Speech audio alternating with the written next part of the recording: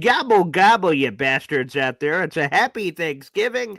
I'm Paul Esden Jr. We got some New York Jets to talk about. I hope you're spending time with your families. Happy holidays, and let's get Boy Green Daily started for a special Thanksgiving episode, baby. Gobble, gobble. I'm going to lose my gosh darn bananas. Boy Green Daily starts now. Zoinks!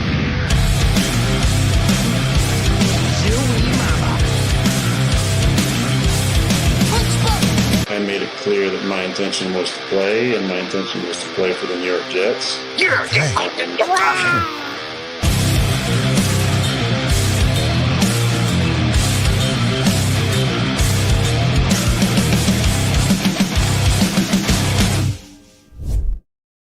Hey, what's going on, everybody? I'm Paul Esden Jr., a.k.a. Boy Green. I'm the New York Jets digital reporter for Heavy.com. Welcome to Boy Green Daily, a daily New York Jets video show, also available wherever you get your podcasts. Happy Thanksgiving, everybody, and happy holidays. Thanks for joining us live here on the show on a Thursday. We got Thursday football, triple header, Thanksgiving, and all the Thanksgiving takes I'm sure we're going to have on today's show about some of my choices. But either way, what's up, everybody? And let's welcome in our special guest. He's doing a discount double check this week with double duty.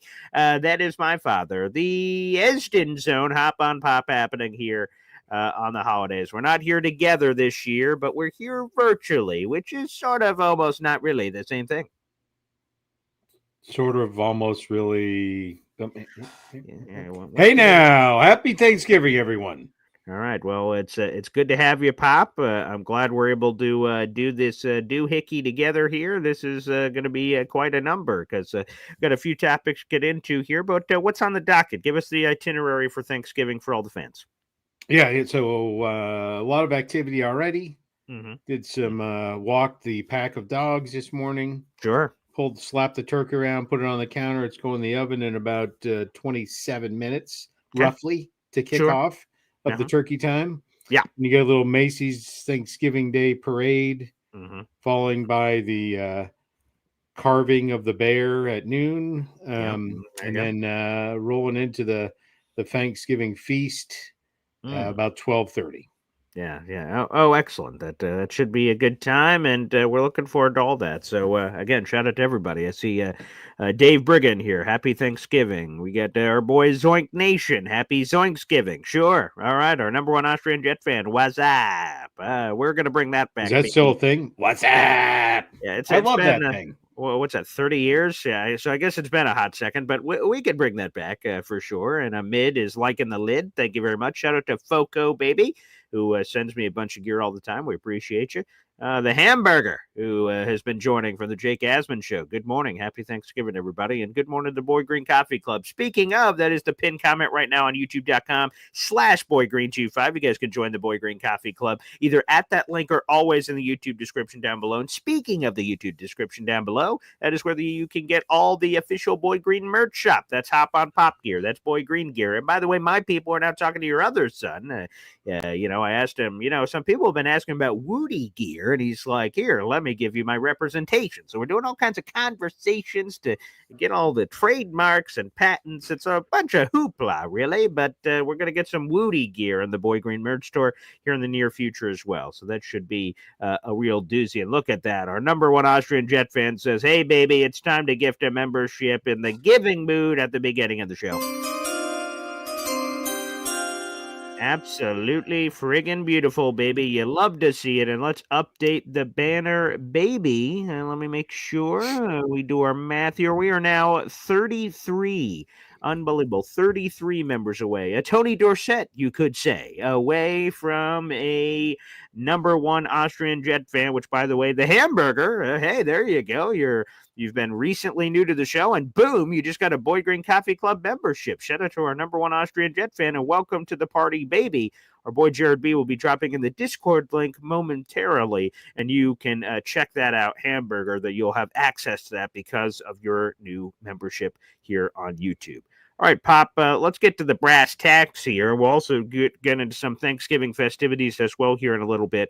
But unfortunately, we got some news. Interim head coach Jeff Ulbrich spoke yesterday, and he was asked about an update on Jordan Travis, who we haven't heard from in a while. Let's just play the footage. This is back-to-back answers from Jeff Ulbrich on Jordan Travis. And spoiler alert, it's not great news, Bob. Someone we haven't really asked about in a while is Jordan Travis. I'm curious where he's at in his recovery and what he's kind of doing behind the scenes. Yeah, he's still working his butt off. Great attitude. I try to make it a point every day to check in with him, see how he's doing. He's doing good. He's in a good mental space. Physically, I know it's not gone exactly as they thought it would, so still struggling through with a few things here and there. But great attitude, great approach. He's here every day working. Is there any chance that before the end of the year he gets off? I don't know that. At this point, just because there have been some setbacks, I don't see the need to really rush it. We got to really protect this guy because I think he's got a real future. It doesn't sound good, and I'll explain why. So I guess let's go all the way back for people that don't. It's not quite a year to the day. It was actually November 18th. Last year, Jordan Travis was still at Florida State, and he got injured. He got pulled down on a hip drop tackle. By the way, we got a full article in the YouTube description down below if you guys would like to read along with some of the key details here. Lands awkwardly. He fractured and dislocated his ankle, also stretched some ligaments, according to Tom Pelissero. He underwent surgery 10 days later, which, by the way, it is the anniversary of his surgery, I guess. I didn't realize that till just now. That had to stabilize his fibula and tibia and repair his deltoid ligament. So, anywho, a year in the past today, he did get his surgery. But by all accounts, he was supposed to be ready for training camp in July, and obviously it's the end of November. So there's been setbacks. There's been all kinds of things of that nature that have put this thing together. So I know, Pop, one of your ideas was screw this old Aaron Rodgers bastard. Let's give the youngsters some reps, and unfortunately, it looks like that's not going to happen this year. Yep. Yeah, it is unfortunate, and there must be, complications. We were talking about before, it's likely it could have been an infection of some kind or ligaments. Bones heal. You either put plates, screws, whatever, rods in there.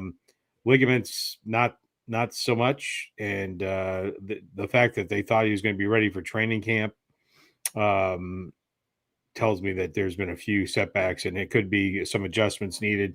And I think potentially some kind of an infection. That's my thought, because those could be serious. Absolutely. So, that is it with poor Jordan Travis. Now, he's under contract, a cheap rookie contract, being a late fifth-round draft choice for multiple years. So, there's no problem there. And he hasn't been counting against the roster because he was on the NFI list, before the year. So, he was fine from that perspective. And the Jets believe, this is Connor Hughes, something he wrote back in May. The Jets thought he'd be a second or third round pick at worst if he hadn't gotten injured. He was in the Heisman conversation. You have the Florida State team that ended up not making the college football playoff, and everything kind of fell apart after that. So he's a talented kid. Again, I got all his college numbers here: 62% completion percentage, 8,700 yards passing, 66 touchdowns, 20 picks. He has some chutzpah in the run game, nearly 2,000 yards rushing, 31 career rushing scores. There's a lot there. But just a little more on this Jordan Travis thing. Now, so obviously the regime that drafted him isn't here anymore. So Joe Douglas is gone. Robert Saleh is gone. And now we're not going to see him this year. So that means this lottery ticket, this quarterback mystery is going to be kicked into 2025. And a new regime is going to come in. And you're not going to have a lot of information on Jordan Travis to make an informed quarterback decision. So this is my take on it, Pop. I'm curious yours. I feel like you have to pretend like Jordan Travis doesn't exist, and you got to make all your quarterback decisions as if he wasn't even on the roster. Like if you think there's a big quarterback to go get, you go get him. If there isn't and you're just riding what you have, then so be it. But I don't think you can allow the mystery of Jordan Travis of, what he could be. Maybe he's a franchise quarterback. Maybe he's a long-term backup. Maybe he's not even an NFL player. We don't even know potentially what Jordan Travis is. So I just don't think he can factor into your plans whatsoever. And if he's as good as some people think he is, he should break through. Again, I always go back to the Seattle Seahawks over a decade ago. They signed Matt Flynn to a 3-year deal for $22 million. He was supposed to be the guy. Then some guy named Russell Wilson beat him out, and Matt Flynn never got his chance. So, if Jordan Travis is as talented as we think, no matter what plan the Jets come up with this offseason, maybe he'll still have that chance to make something out of it. But I just don't think he can factor into your plans for the next regime. Not that he won't be on the roster. He'll be QB3 with the chance to maybe do more. But I mean, you can't rely upon him to be a starter or rely upon him to be a backup because you just don't know at this point. Yeah, I agree with you. It literally is, it's unfortunate, if he had been able to come back this year, these next, 6-pack of games or 5-pack of games literally could have really answered that question. And now we're going to end up with a question mark. And frankly, really with the assumption that, next year Tyrod Taylor is going to be the starting quarterback for the New York Jets, got one more year under contract, which may not be a bad spot, right? A new head coach, a new GM, there's a lot of thoughts out there by NFL insiders. It's important that you line up the quarterback tenure with those, so you're the GM, you're the head coach. You want to pick your quarterback for the 5, 6, 7 years you're going to be in that role. And you don't want somebody else's leftovers, right? And then you just look at the Bears and the Redskins. Those are teams that have consistently done that. Like they fire the GM and then the other guy inherits a quarterback they may not have wanted to, and then you rinse and repeat and they just chase it. You got to line that stuff up. And this will be an opportunity, select the right GM, get the right head coach, and then decide, okay, let's go get that. Let's go draft a quarterback. Let's go get the Sam Darnold. Whatever the case is, that's their decision. But lining them up so that now you're all on the same page, you're all in that together, you're all in the same boat, not this, off kilter, well, I've got 1 year left, and maybe if the darkness tells me I might come back, I'm not going to be any good. But anyways, so I think they're going to know right now. My almost mid-season stone cold lock is Tyron Taylor is going to be starting quarterback for the Jets in 2025 with the potential, the rookie quarterback, depending on his readiness and things we don't know. But shy of that, the rookie quarterback, lighting the world on fire, as some have. Like, look at Bo Nix with the Denver Broncos. Sure. A Bo Nix situation, maybe you're there. But those things you don't know. But right now, Tyron Taylor is going to be starting quarterback for 2025.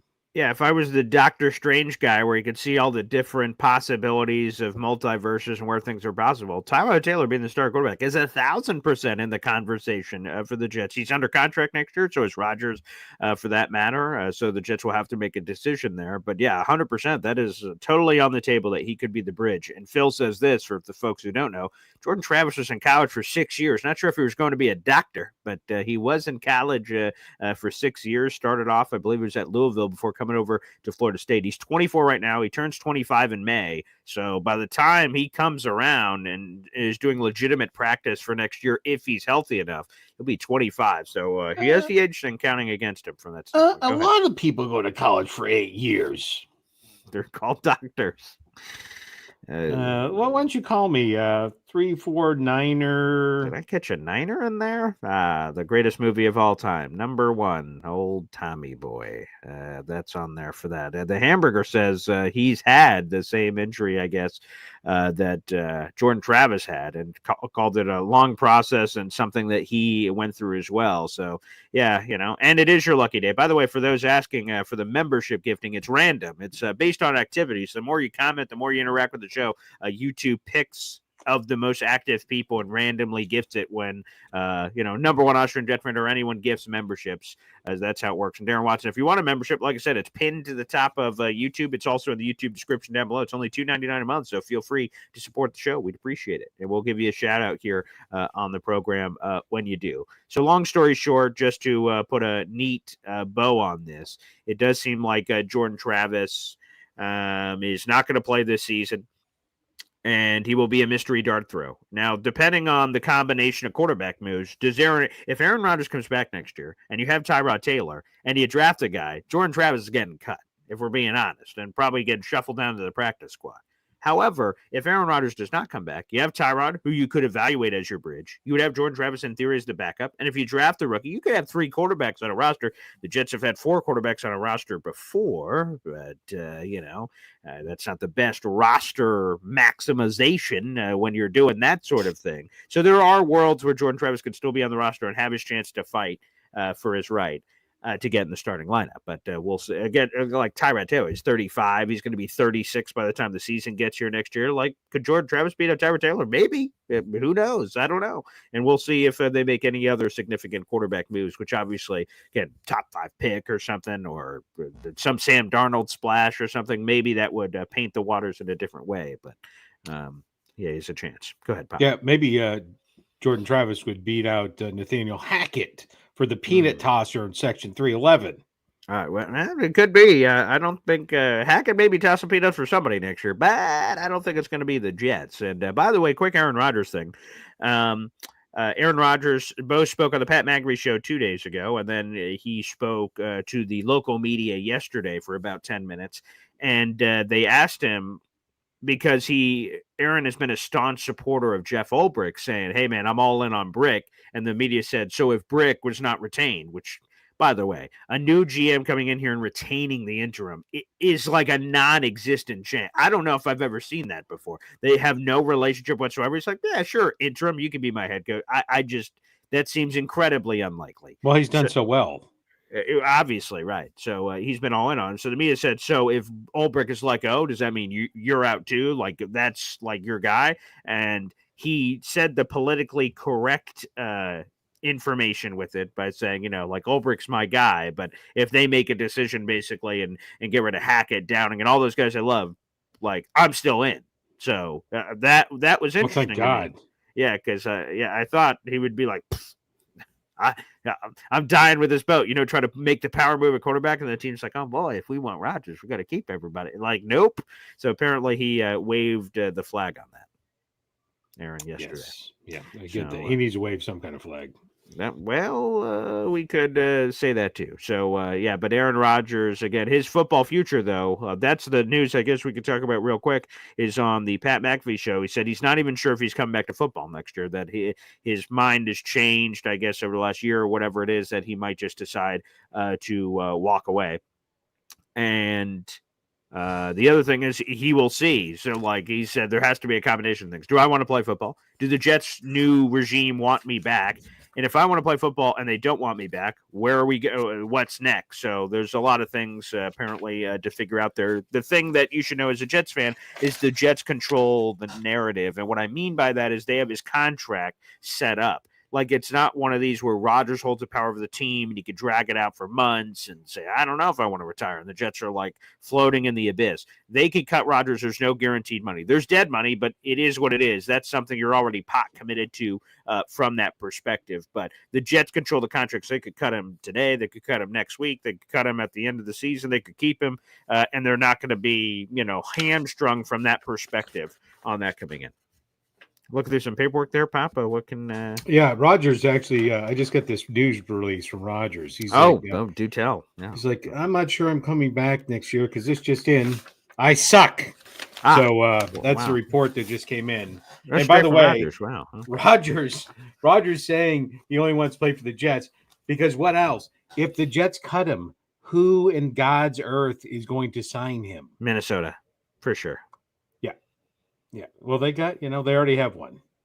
Who? They have the other cast off that shares the building with you. Well, he's about to leave. Someone's going to give him the bag for sure. Yeah, teams are going to do it. Someone's going to give the bag. It won't be Minnesota. They got J.J. McCarthy, Mr. First Round pick there. Yeah, no. I'm not talking about Sam Darnold. I'm talking about Minnesota just signed the other boy from the Giants. Oh, Daniel Jones, right? Yeah. So maybe the QB rehab facility at 1 Minnesota Drive, right? Like Daniel Jones is signed through the rest of this year, but after the year, it's like, you know what? Screw it. Sam leaves. I can hang around while J.J. McCarthy's going through injury things. That could totally happen for sure. So we'll keep an eye on that. It's nice that the Jets hold the cards and hopefully they quickly resolve this issue. For sure. Shout out to Danny in real life. I do know Danny in real life too. I've worked with him we've done some basketball work together as I've worked scoreboards and things for his, I don't want to put all Danny's business out there. We've done sports work together. Anywho, Danny says, happy Thanksgiving to you and yours. Love the banter. Always gives me a good chuckle. Go Bills. Yeah. So we've given each other crap and hey, it is what it is. I thought this was the Jets year to win the division. And let me make sure I say this appropriately appropriately because we'll have it in here. Yes. Buffalo Bills are 9-2, and they have a chance to clinch the division this weekend. So, yeah, things did not go according to plan for the New York Jets, but there's always next year, and maybe next year could be our year. But I got to give credit where credit's due. Buffalo has been, Rich Eisen said this a lot, some of its parts that they don't have the Stephon Diggs or stuff like that anymore. But despite being in theory lesser from a perception standpoint, their team is awesome. So I have to give credit where credit's due. But yes, by the way, an update from the White Mountains. Sure. They are white. Okay, there you go. So snow falling. Yeah. In the White Mountains. Very nice. There you go. I can't quite, we have kind of a window ajar. I could kind of peek over there. I'm not seeing any snow, but I heard that there is some lake effect action coming up at some point. That might be snow for us, but currently it does not look like it. Looks like it's raining, if anything, outside. It could really be you just haven't cleaned the windows in the decade that you lived in that place either. That's also possible. That's also within the realm. That's not snow. That's just dirt. Okay. Well, different strokes, different folks. Some people see dirt, some people see snow. Either way. I see my lovely wife, the Imamji, is in the comments. Shout out to her. Happy who's double dipping. She's making the bacon for breakfast, followed by turkey, ham, stuffing, mashed potatoes, pumpkin pies. Wow.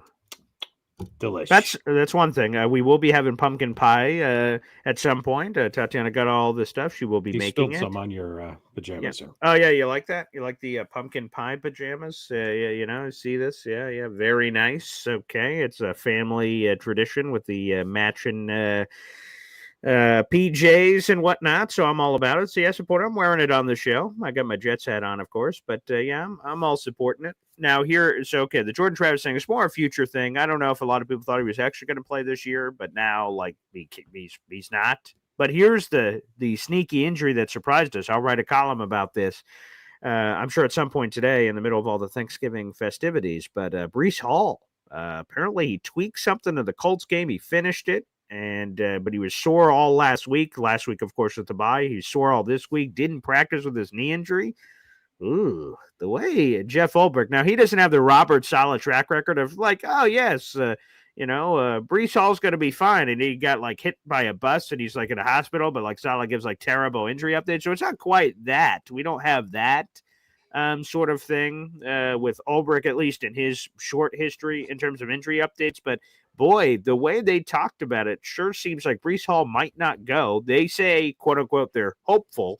We'll see with the continued injury reports daily as we're heading over to the game. But boy, we could finally get that Braylon Allen game. But before we get that, just on Breece Hall, Breece Hall might be out for this Seattle Seahawks game, and that has been, since Todd Downing has taken over, the straw that stirs the drink for the Jets. He's averaged 5 yards per carry since Todd Downing took over back in Week 6 for the Buffalo Bills game. So losing him totally changes that offensive plan.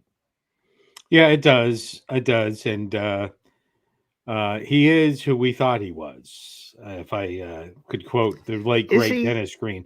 Yes, he is. He's exactly who I predicted. If we flash back 4 months and people ridiculed me and your dad's lost his mind, he bumped his head, he doesn't know what he's talking about. When I said that Breece Hall was a middle of the road or less running back, he is currently 18th in the league in rushing. Okay. Now, I will give him his due. Give him his due. So just be clear. I did not say he was not a good utility back. And don't use the word utility like baseball does. What I mean by that is he's a phenomenal third down back, right? His all-purpose yards puts him 9th in the league currently. Last year, he was 4th overall in the league in all-purpose yards, right? But he's not a hammer. He's not the running back of choice, and he shouldn't be. And by the way, he never was. And so if there's any threat of if this injury could get worse in any way, shape, or form, shut him down. Shut it down now. The thing I would just say to your point of your Breece Hall bashing is they're all facts and they're all true. Check them out. Okay, here's the fact in the league in rushing. Here's a fact. Which is fact, Jack. Greater than he's in the bottom half. Okay. Here's a fact, Jack. The Jets have not given Breece Hall a game this season in which he's had 19 carries. Every game of the season has been 18 carries or fewer, and even the 18 happened very early in the years. They have not been giving him the ball. It's been working. Again, if we just go to the Todd Downing stretch, where it's been 5 yards per carry, and he's ran good in all of the games except one, Pittsburgh. Fair enough. He performed poorly from a rushing perspective. He did have over 100 yards receiving in that game. So he's been awesome, and it's just been like, more Aaron Rodgers, baby. Like what the if Breece Hall's running great, why wouldn't you give him a game with 20 carries? He's proven in the past that he can bell cow games with that kind of workload. So sure, to your point, the raw numbers say, boy, this Breece Hall guy, middle of the pack, as you say, but he hasn't got enough carries that all these other superstar running backs are getting, or else if you extrapolate, there you go, there's our word of the day, some of those numbers, Breece Hall would be in the top 5 of all those statistics. What merch do we have in the store? Oh, the moron shirt. Here we go. Right. Here's the fact. The reason he doesn't get the ball is because when he's hit the first time, he folds like a used fucking lawn chair. Clearly not. It's 5 yards per carry. Anyways, 5 yards per carry. I would tell you, if there's a chance that he could get injured, he is a valuable player, one of the best offensive weapons the Jets have long term. He's a homegrown gentleman. We keep him. I'm not saying that at all. You got to use him appropriately, but we need to shut him down. If there's a risk of serious injury to his knee, you got to shut him down. Oh, we have a casualty. But I would also say shut down you got Agent Zero, and then you have the Jackrabbit, right? And so you have options at running back, right? And you talk about somebody that hasn't gotten that many opportunities. That's Braylon Allen. And so I'm just saying, don't mess around with the kid's future, right? That's what I'm saying. And I agree with that because, if this is anything serious for Breece, you don't want this lingering into the next year at all for obvious reasons. You don't want any of that to happen. And so that is true. The stat that I said that Breece Hall has not had a game in which he's had more than 19 carries. He's the most he's had in a single game this year is 18. Now, interestingly, we talk about Braylon Allen, who showed mini Derrick Henry vibes early in the season. Since Todd Downing took over, his number one plan was like, how the hell do we jeopardize the development of Braylon Allen? How can we get him the ball as little as possible? Because here are the numbers since, Todd Downing's taken over. 3 carries, 2. Hey, there's a 12-carry game in the Patriots game. 4-7-2. So that's the carries per game. 3, 2, 12. 4-7-2 in all the games, the 6 games he's taken over. And then, of course, the yardages are non-existent. 8 yards, 4 yards, 32, 9, 27, 6. He hasn't gotten the rock. He hasn't been able to show himself. There hasn't been able to be any balance, unfortunately. So that also makes the Breece Hall thing strange, that not only has he not been getting carries, he's getting 18 or fewer in every game this season. Okay, if he's getting fewer carries because you're sharing the rock with Braylon Allen, okay, that math. But Braylon's not getting the ball. Breece is getting the ball. Who the hell is getting the ball? And that's why Aaron Rodgers' numbers look better than they are, right? Because he's throwing the ball more, right? And I'll just say this, Braylon Allen is a type of running back, right? He's like Marion the Barbarian, right? God rest his soul, right? Those running backs need carries. A volume score? You need a pound, right? You need to pound the rock. And right, if it's 3 or 4 times, right? Yeah, not doing so good. You got to keep going back to him. He's the running back you want in the fourth quarter to seal the game. When Marion Barber was playing, and they at the end of the game when they just said, "Hey, just so you know, we're going to hand it to Marion Barber the next 30 plays in a row." Anything? No. The defense was tired, sore as blank, and they all started tackling like Sauce Gardner. Oh, couldn't help a Sauce Gardner shot. There you go. Which, by the way, another membership coming in. Our guy, Jared B, baby. Hey. You love to see it. Let's update the banner, baby, and cheers to Jared B. Thank you very much for spreading the gospel of all things Boy Green Daily here. We're now 32 members away from our number one Austrian Jet fan getting his emoji that he absolutely friggin' deserves. There's no question about it. So we love to see it. And that new member is Big Islander fan. Welcome to the Boy Green Coffee Club. We appreciate you, pal. And booyah. So I am hoping that, and thank you to Jared B for that membership. And I'm hoping with this Breece Hall unfortunate injury that Braylon Allen gets a rock. He would be a fun one to get because we saw earlier this week, and while it was exciting news, it makes you think, okay, what's the move? When your team makes a move, you're like, well, why are they making this move? You know, the Peter Baelish. What was the motive of the move behind the move? And the Jets signed and brought back Zonovan Bam Knight, the former undrafted free agent. They added him to the practice squad, and some fans were all excited about it. And I thought, like, is another running back injured? Why are we adding a running back? And well, we got our news with the Breece Hall action, unfortunately. So number one Austrian Jet fan said it. Bam Night time. Bam, bam. He might work his way up quickly. He could be a practice squad elevation for the Seahawks game if Breece Hall is unavailable to go. So we'll keep an eye out for that as well.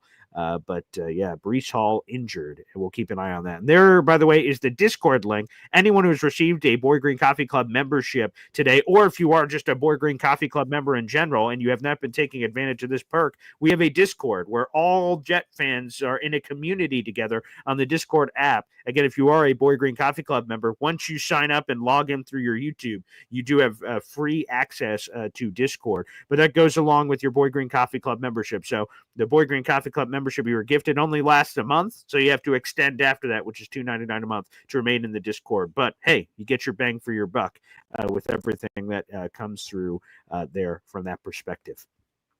I see this question from Phil, so let's throw this in the Breece Hall conversation. Would you? So here's the lay of the land, people. Here's the lay of the land. After this season, Breece Hall is only under contract for one more year. Any non-first round draft pick, okay, non-first round, second, third, fourth, fifth, sixth, seventh, any of those rounds, you're only signed to a 4-year standard contract. If you're a first-round pick, you have a 4-year standard contract and a 5th-year team option that is decided after your 3rd season in early May. Obviously, that option is not available for Breece. That option will be available for Jermaine, Sauce, and Garrett. The Jets' new regime will have to make that decision in early May, whether they want to exercise that or not. If they exercise it, they have those 3 players under team control for 2 years. If they decline it, the 2025 season becomes a contract year for those players. Anywho, going back here to Breece, who only will have 1 year left on his contract after this season, that'll be through 2025. He will be a free agent in 2026, scheduled to be. Would you trade Breece? I'll give you a few options. Phil here, a member of the Boy Green Coffee Club, is just asking what could you get for Breece in a trade. He's not necessarily advocating for a trade, but talking about it. But those are the options I'll present to you before we answer Phil's question here. You have a chance to just keep Breece Hall and ride it out, play out this year, play the franchise tag game, run him into the ground, say Breece, see you in 3 years, basically. You could have that option. You could just re-sign him now, do kind of the Jonathan Taylor thing, is that once you get this deep, you give him the kind of the 3-year franchise tag deal where they get some security. You're not paying crazy wazoo money. The highest paid running back in football right now is Christian McCaffrey, $19 million per year. He broke his own mark. He was previously the highest at 16. Now he's at 19. So you could do that, or you could just trade him. So out of those options, your choices of playing out the game, not giving an extension, play out 2025, franchise tag 2026, franchise tag 2027, free agent 2028, which is what the Jets would have the maximum power to do. You just give him an extension right now this offseason because he's the first one, technically speaking, that could reach free agency, or do you just trade his ass? What do you say? What say you, Pop? Yeah, actually, if you think back 4 months ago, I actually said what he would be worth on the market. And like everything else, people are like, oh, you're full of crap. What are you talking about? You know, he's going to be a top flight quarterback. I would tell you this: there's 3 players, and that the Jets need to, in my opinion, move on. Breece Hall, Garrett Wilson, and Sauce Gardner. I would definitely re-sign 2 of those 3. You can figure out which one I wouldn't re-sign. It's not Breece Hall. But I would tell you that the running back market is going to flip on its head, right? The top 3 running backs in the league. So it all came from Mel Kiper, and this take to me was as ridiculous as his haircut. Saquon Barkley, Derrick Henry, and Josh Jacobs are the top 3 running backs, all, traded on new teams, maybe not traded, signed by new teams. They went to new teams this offseason. Old faces, new places. I got you. And they are by a wide margin leading the NFL in rushing. So Breece Hall, in my opinion, You pay him middle of the road money. I would pay him. I would sign him. I wouldn't trade him. You might get a third, fourth round pick for him, but he is exactly the type of running back a rookie quarterback could utilize, right? What do you do with a rookie quarterback as he's figuring out defenses, the NFLs? You do the short passes to the running back. You get that backup. That's the ideal kind of player for a new quarterback that I believe we'll have. And so you put that together. We don't trade him. I don't think you wouldn't be a better team for that, right? More picks does not necessarily mean better. And I would keep him. And I would think, I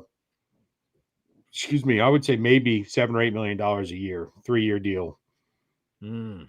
That might be a little too low, but we'll see. It'll be interesting when you get into, because I've said this about in the past with Garrett Wilson, that like if Garrett didn't have he's having a really nice year. He has I'm not trying to disrespect him. He's had some amazing catch moments this year. He's on pace to have the second most receptions in Jets franchise history. He's on pace for 107. That's 2 behind Brandon Marshall's all-time record in 2015 of 109.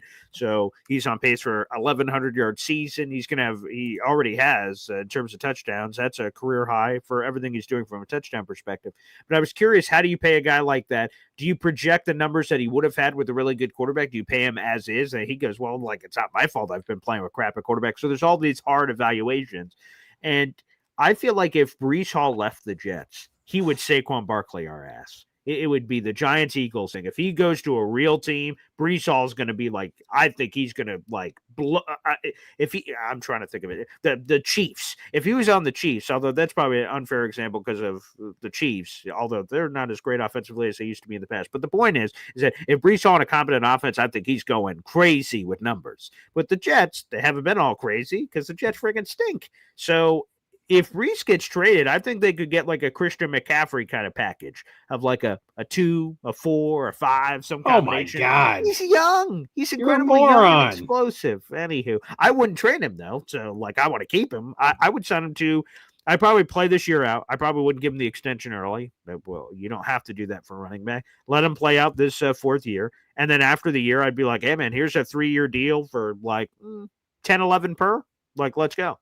And there you go. That's then way too much money. Christian McCaffrey's at the highest at $19 million. You're saying Breece Hall should be at like 7 or 8, like not even half of what Christian is? That doesn't make any sense. What's the average running back salary? I'm going to tell you it's 7 or 8 million.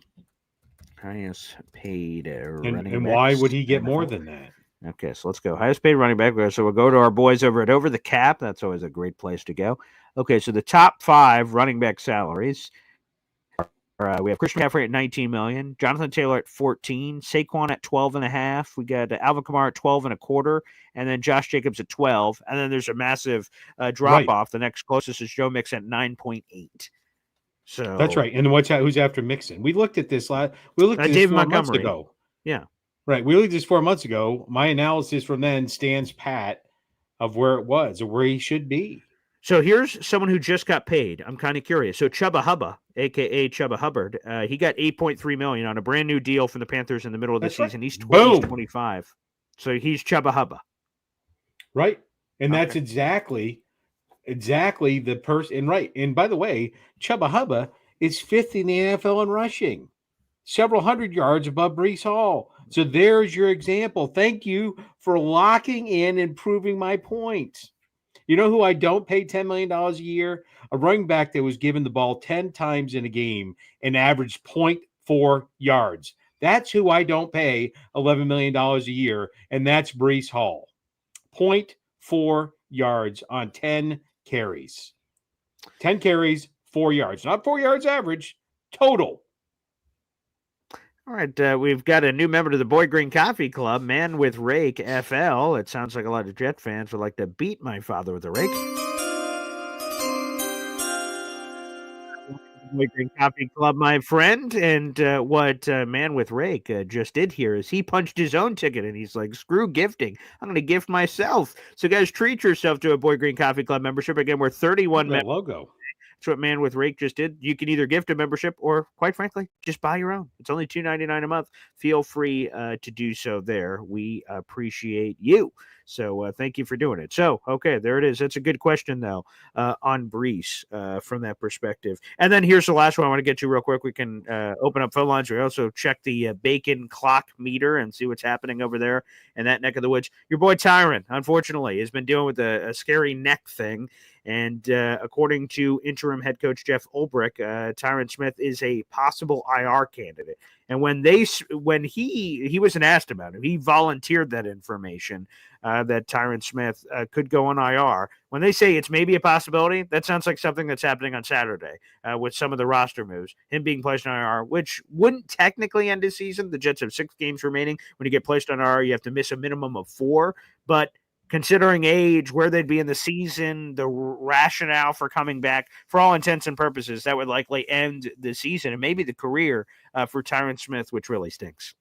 Yeah, it's sad, and when you're dealing with these, type of injuries, this is not something you're not going to fight through, a neck injury. Yeah, I did. Yeah.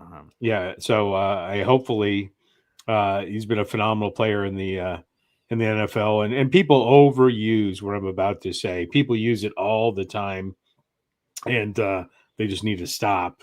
But I believe he's going to be putting on a gold jacket for his time. And people say that too much. You hear it every Sunday, every game. Oh, this guy's a future Hall of Famer. No, like Ocho Stinko, right? He had the gold jacket on the sidelines. That was funny. He is funny. He was funny. And by the way, I miss some of those things. T.O., who I have a complicated relationship with, him having the Sharpie in the sock and autographing the football. Like, you can't make that. They had the cell phone and Joe Horn. Yeah, who had the cell phone. So that's some great stuff. Anyways, back, Tyron Smith, it's unfortunate how it worked out with the Jets. I still think it was a sign. You can't say, you can't cash your money in the bank now based on injuries. I think it was the right signing by Joe Douglas. Excuse me. But I think for his sake, just like Breece Hall, right? What are we doing?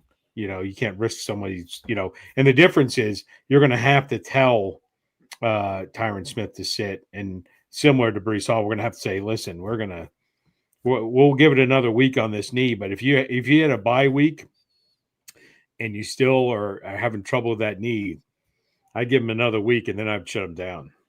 Okay, I know what you're going to say to this. So, like, I'm just about to say something. I will say what I'm about to say, but I know that you're going to have a different reaction to this. But for the most part, okay, I've heard a lot of people have come out and said, everyone should have known Tyron Smith, dumb signing. And I would just say, that's playing like a hindsight game. The question when the Jets signed Tyron Smith was like, can this guy stay healthy? And obviously we're talking about injuries now. But the question was, could he stay healthy? And up until this neck injury, he had played every snap for the New York Jets for like whatever it was, 9 games, 10 games, somewhere of that nature he had played. It wasn't the health that was in question. He was struggling, and maybe it's age, maybe it was the scheme. I don't know what it was. Something happened where Tyron Smith wasn't delivering, but he was healthy. So, and the Jets built the contract in a way to protect themselves. If he plays, we're going to love to pay healthy Tyron Smith money, we're willing to pay. So I think it's hindsight when people go back and say, why did we sign Tyron? What a stupid move. That's hindsight stuff.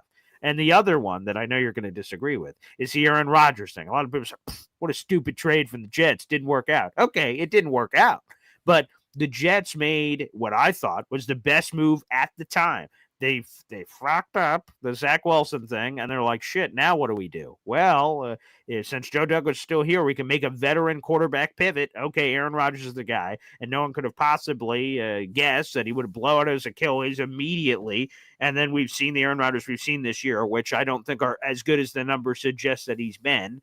And here we are, and it failed. But there's been a lot of people saying the Tyron Smith thing, what a stupid sign by the Jets. They always sign stupid people. And then Aaron Rodgers, what a stupid trade. See, it never works. But I think the decisions at the beginning made sense they just didn't work out. So you just have to ride and live and die by that. But I knew you wouldn't agree because you didn't want the Jets to trade for Aaron Rodgers way back when. But for the most part, I would say for most people, it'd be coming in today. And by the way, Alan, it does not look like Cutlets is playing today against my dad's Cowboys. It looks like Drew Lock will be getting the start, but we'll keep an eye out for that.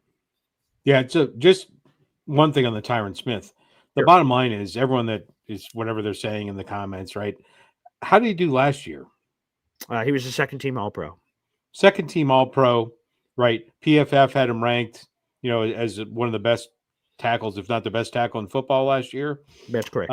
His injuries have not been neck related in the past, so this is not indicative of except the XYZ.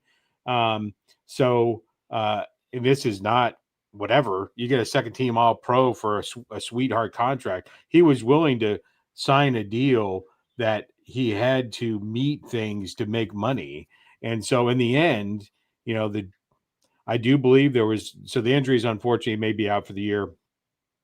But I would say there's something in the scheme, right? There are people that the Jets have jettisoned from the offensive line that are thriving elsewhere, thriving. And did they suddenly get a lot better? Did Tyron Smith suddenly get a lot worse? Both those things are unlikely. Here's the offensive line, everybody, the casual football fan thinks, okay, fat boys, line up. There's actually a lot more to it than that. And there's a lot of blocking schemes, blocking scenarios. And I may get this wrong, but right, where did our left tackle leave us? Where did he go? Did he go to the Lions? Tampa tackle? Bay. Tampa Bay, right? Who? What's the name? Is it Becton? Oh, Becton went to the Eagles. He's a starting guard for the Eagles. That's it. I knew it. Right. And he is playing lights out. Wait a second. Anyways, let me finish this. We don't have to diverge from that. We can come back to it if you want. So I would say Tyron Smith was a win-win-win contract for the New York Football Jets. And unfortunately, he had this neck surgery and may be done, but it didn't hurt the team contractually wise. And at the signing of the time, right, it made a lot of sense. Now, segueing over to Aaron Rodgers, I'll say now what I said then, right? I don't change what I say or said. The reason I didn't want Aaron Rodgers, I thought he was too expensive. I thought there were other players that were available that could fill the role. I did also say before they signed him that he was more injury prone, right? And that can happen any play. I'm not saying I was proven right by play 4 that happened, but I did say he was injury prone. That comment and prediction plays better this year than it does last year. So I'm not tying, like, oh, look what I told you, because that could have happened to anyone. But this year, the banged up, you could tell when he's not throwing the ball down the field more than a certain amount of yard, he just looked hurt. Well, that's what happens to old people, right? The other day, yesterday, I did some deadlifts for the first time in 36 years. I'm not going to say how much I deadlifted, but I was surprised by it. But anyways, today it doesn't feel great. You know why? Because I'm freaking old, right? So Aaron Rodgers, the opportunity to get some of his caliber and what we thought his offensive mind, right? I just didn't think the Jets needed it. If the Jets defense had stayed comparable, they needed a game manager and not somebody of Aaron Rodgers. It's not Aaron Rodgers, yes, he has been terrible. His offensive mind and his tricks are just old now. So he's just old. He's got old. He's just old. So my biggest thing about Aaron Rodgers is you could have got somebody cheaper. You didn't need an Aaron Rodgers, and it kind of jacked up the team chemistry. So, but the opportunity to get him, you didn't make him the highest paid quarterback at the time. He was, was in the top at the time of the signing, and there's been a lot of traffic since that, a lot of movement up the price scale. But at the time, it was towards the top, but it wasn't crazy. And then he made concessions, right? And so that's why I think they should get Aaron Rodgers, because with what we knew at the time, we didn't foresee this defensive, fall that's off. True, right? Yeah, that's true. I can't let the Mekhi Becton thing go, so we just have to talk about that real quick. Sure. Okay. Now, Joe Douglas making that his first ever selection when Tristan Wirfs was on the board has become a Super Bowl champion and an all-pro offensive tackle. That doesn't look great. for old Joe Douglas. So I can't say that for that decision. That obviously was his first move, and then that set the tone for so many other things. However, Mekhi Becton, fat boy, saying, I'm a left tackle, and I only play left tackle.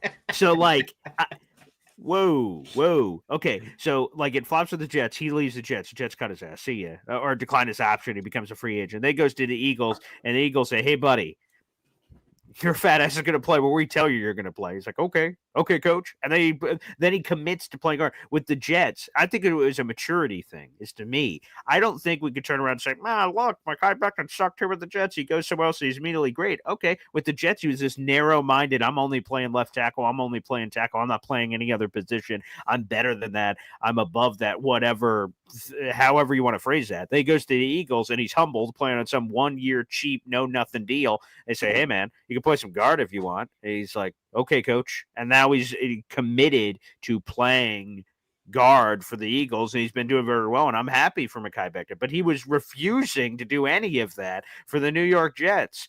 And so that's kind of a Mekhi Becton thing. That's not a Jets thing. If you would have played guard, Bell, we could have used him. We had all those offensive line injuries. We could have put him left tackle, left guard, center, right guard, right tackle. Shit, we would have put him at any position if he would have been willing to adapt and move around. But he wasn't willing to with the Jets. He is with the Eagles, which again, good for him in his career. We'll see what free agency looks like because he only signed a 1-year deal. Him starting all year at guard. I'm sure there's going to be some people waiting for a mid-20-year-old something or rather offensive lineman that could get a big deal. Now, maybe all the injuries come back to him.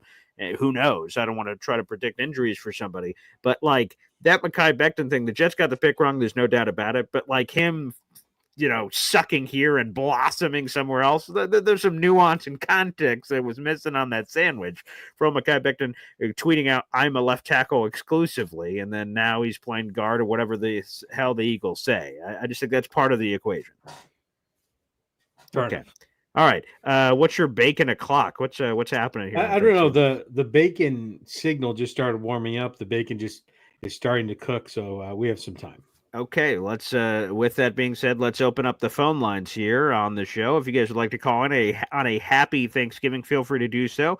We'll do this real quick just because I love hearing it. Quick hep song, and we'll open up the phone lines next. Boy Green daily, boy Green daily, boy Green daily. Talking just football, man. Boy Green daily, boy Green daily, boy Green daily. The New York Jets Football Club. Wow. Offense, defense, special teams. Watch the Super Bowl season with Boy Green. Jets, Jets. Boy. So you're saying there's a chance we could win out. We could go 9-8. We got a 0.7 chance of making the playoffs, and then we do this thing. Here we go. We go. By the way, Johnny Boy, 12:30 is when we eat Thanksgiving at the Esden Zone. 12:30. Got to get it in, clean it up, take a little nap, trichinosis or tricka, whatever it is, before the Cowboys always play at 4 o'clock. Well, by the way, the Lions game has historically been well over by 1:30. Hey, normally not by them, but we'll see. They're actually under 500 on Thanksgiving. We actually looked up that statistic. Yeah, I think it's been quite a while since they won. Yeah, so they need to flip that around. All right, let's go to the phone lines. We've got plenty of callers here on the show. Let's go to the legend himself, Hep, joining us here on the show. What's up, Hep? Happy Thanksgiving, Mr. Edson, Paul. Yeah, happy holidays, man. Thank you. What did you wind up doing yesterday, Paul? What did you get? Roast beef. So I got the roast beef. So how do I say it? It's Thanksgiving? So let me put this in the right way. Fuck all you bastards! I will eat whatever the hell I want. But yes, we got roast beef. We got all the pieces, all the ingredients for pumpkin pie. That's great. Oh, that's nice. So there you go. That'll be Macy's Day Parade, cheese crackers, all that light stuff. So we'll do that too. So there you go. Booyah, baby. All right, Boy Green plans for nothing. By the way. Like things just happen. Life just happens. I live my life. People envy that. Yeah. Hey, the roast beef was on sale, I bet, right? Everybody was. Yeah. It was so funny. So I came up to the deli counter because no one was up there, and I'm like, I'll take roast beef, and then they say, oh, well, yeah, here it is, and I'm like, hey, by the way, before you cut that, should I have any shame that I just want to make this very clear what I'm doing this for. I'm getting this roast beef for Thanksgiving. And the guy went like, hey, let me tell you, I had a fucking guy come up here and grab bologna earlier. And I was like, so he said, anybody could get anything. I'm like, well, that guy might have said, hey, I don't know about that. But so he gave me no shame for the roast beef purchase. And I let him know straight up what it was. So there you go. All right. Anyway, I just want to let you know I'm this is my first Thanksgiving without my dad. So for all you other guys that have all your family, reach out and give them, at least give them a call, let them know you love them and stuff. I'm sure most of you do that anyway. I'm thankful for my grandsons and my little Wesley, who just got an operation to fix his stigma. He's going to be great now. Oh, great. And, Awesome. Yeah. He's 2.5. And my Justin, who's 5.5. He's a genius, this kid, I guess grandpas always think that about their grandsons. Yeah, maybe. Yeah, I love that, though. That's awesome. All right. But peace out. I love you guys. I hope everything's good. You have a good Thanksgiving. All right. Thank you, Hep. And yes, spread the love. I love that. Yeah, absolutely call your families. I know Hep says I'm sure everyone does, but, I think we all need the reminder sometimes to get a roundhouse kick to the tuchus to make sure that we're staying on top of family stuff, because some of that stuff you take for granted, and you know what they say about that sort of stuff. So shout out to Hep. We appreciate you, Hep. We're thinking about you, pal, and thank you. Happy Thanksgiving, happy holidays. All right, let's go back to the phone lines. We got plenty of people waiting here. Johnny Boy here on the program. What's up, Johnny? Huega House. BG, Papa Esden, first and foremost, happy Thanksgiving to both of you guys. Hope you guys eat it up, and we'll do. Excited for little man's first Thanksgiving. So oh yeah, baby. We eat at 6 o'clock over here, man. What? Yeah, dude, it's crazy. That's late, man. Well, we have so much that we cook, though. I mean, we cook 2 turkeys. We cook a pork shoulder. There's all the sides and fixings and stuff like that. When do you guys start cooking? They're already cooking since 6 this morning. Oh, damn. And still a 12-hour cook-off. Jesus, good Lord. I mean, we deep fried turkey. Sure. We 45 minutes. We smoke a turkey as well, and then where do you get the paper for that? The smoking of the turkey? Yeah. Stop. That's come on, man. I'm sorry. But yeah, that's pretty much what gets down. You know what I mean? 6 o'clock. So what do you guys eat all day then? Are you just kind of picking or what? Yeah, pretty much. We're just okay. picking. I was about to say, for goodness sake. Yeah. At 11 o'clock, I do the turkey bowl. All of us go back to our old high school. We all get together and we all go play. A football game? Mm-hmm. Wow. Okay. All right. How many of them are there? We normally have about like 20 of us, because we'll get some guys that sub in and all that, because somebody always gets injured, right? So all of us are trying to relive our glory days, and then somebody pulls a hammy or something ends up occurring, all that, because somebody takes it too far. It's all tackle, no pads on, it's just straight. I love that. Yeah. So, but nah, I came on because there's a chance, guys. Like, the Jets have a chance to still make the playoffs, and I am all in right now. Let's go. Alan, I know Alan's about to rip me and everybody in there, but yeah, dude, I got this feeling that we're about to beat Seattle. We're gonna beat the Dolphins, and we're gonna lose to the Jaguars. It'll be so jet-like that we end up doing it. Just give us enough hope, and we're like, oh, this is amazing. This is gonna be great, and then bam. Jacksonville. That would suck.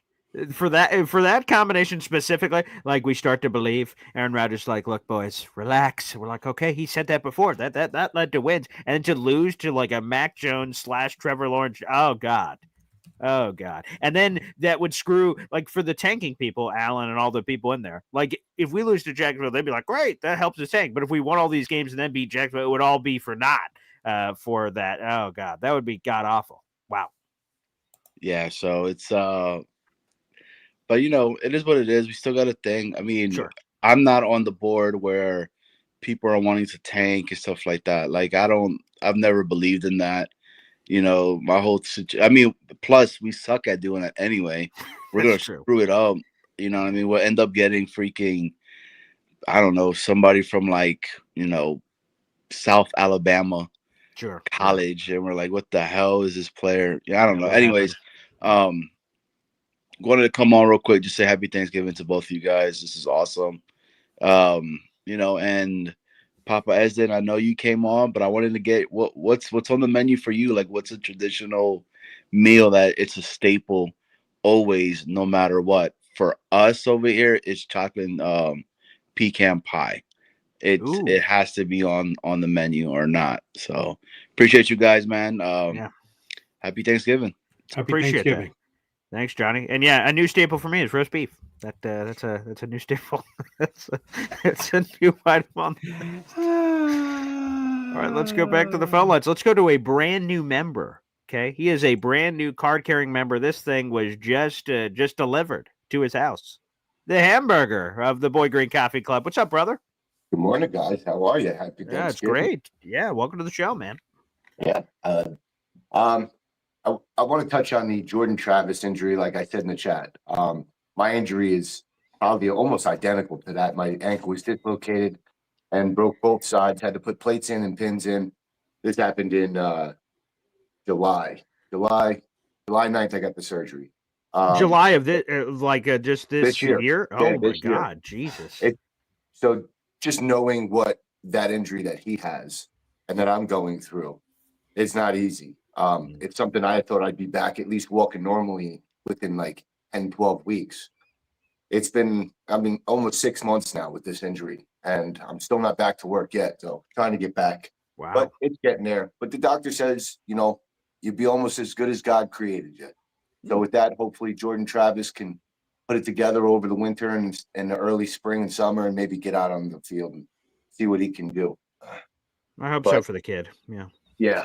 Listen, I hope it works out for him. He was a good college player. He has some good traits that could possibly bring us some good quarterback play, but we'll see. Yeah. It's got to come back from the injury first. But listen, I want to touch a little bit on Aaron Rodgers and some of the like getting rid of Breece or getting rid of Garrett or asking for trades. It's just, to me at this point is a non-starting, because you're looking at a team that has a lot of talent, poorly piss poor coaching all around, from special teams, offense, defense, coaching, lines, the running back room, everything. It's just been an absolute nightmare. No consistency. So I'm not willing to say Breece Hall is an 18th in the league running back at this point yet, because of the season that we had. You know what I mean? I look at Aaron as still a possibility for coming back next year if he plays well the last 6 games. Not that I'm not saying I want him back, but I'm not against him coming back. I still need to see him the last 6 weeks. Sure. If he puts it together and we see Aaron at from when we played from the Patriots, sign me back up for that. We get 6 games of that, sign me back up. I'm all in for that next year. But he needs to show that. He really needs to show that. And I think this team is a lot better than it's shown. It's a lot better than what we've seen. But unfortunately, we're not going to get to see that this year. I don't think we're winning out. Don't get your hopes up about making a playoff.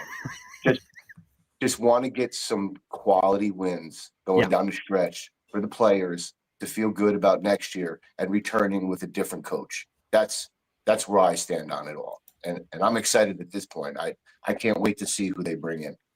Yeah. How about you guys? A lot of possibilities. I just was talking on Twitter because Rick Spielman, the general manager, did his podcast and said a lot of the names he interviewed for the Washington job are going to kind of translate over, plus new and more names. And I was looking at the list. I was like, oh man, this is exciting. This coach has this kind of background. This coach has this background. And then it unlocks everything, because coaches from where they come from bring players with them. So that's going to be a whole, like, we're not going to talk about, the 60% defensive snap on that shit's over. So it's a brand new thing coming in. So it is, while it sucks, that we're in this position to talk about this, but literally on the day of Thanksgiving. But to me, it's exciting, this future, because then it can change and new things can happen. So that part's incredibly exciting. We've been tortured for 6 years. I mean, with this coaching staff and with everybody, we've always thinking that next year is going to be better, next year is going to be better, next year is going to be better, and we've regressed. We've gotten more talent and regressed. So I'm at this point, everything is washed away and I'm focused on the future. I want from here on out to be nothing but positive, get some good candidates in here and let's get this ball rolling. And no Rex Ryan, no Mangini. Keep them off of the team. You want to talk to them and consult with them, fine. But I want them no part of the team. It's new time. Yeah. I love it. Happy Thanksgiving. Yes. Everybody enjoy their pumpkin pie, their pecan pies, their turkey, their roast beef, whatever your choice is today. Enjoy family. Enjoy family and have a good time today. And let's get a win on Sunday.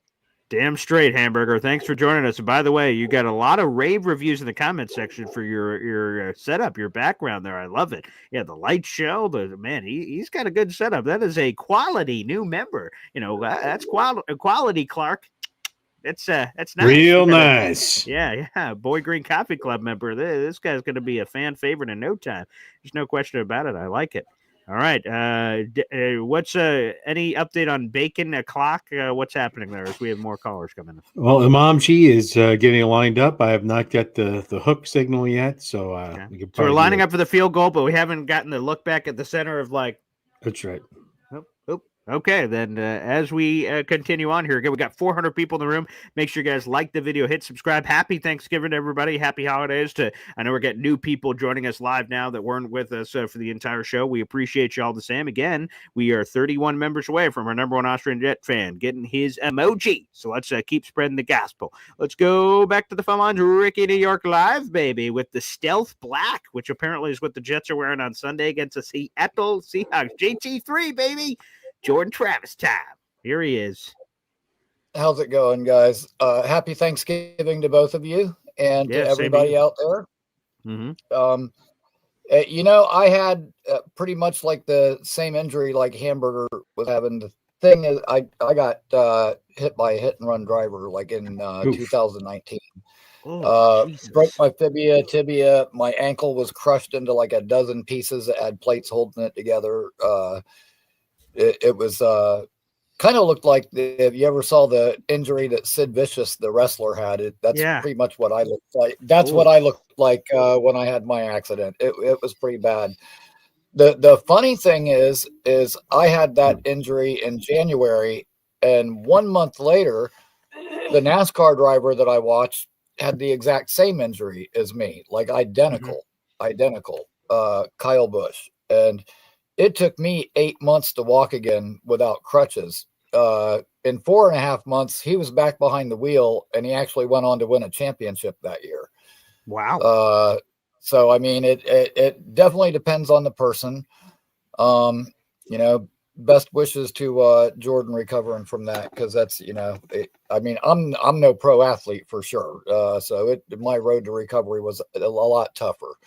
Right. But that's a tough injury. So you know, best thoughts to him. Now, let me say this about Mekhi Becton. Okay. He isn't necessarily thriving or like he isn't one of the better guards in the league all of a sudden. He's doing okay in Philly. And the reason I think he's doing okay there is because what do you have when you're on the interior? You have help. He's not on an island against the best pass rushers in the league anymore.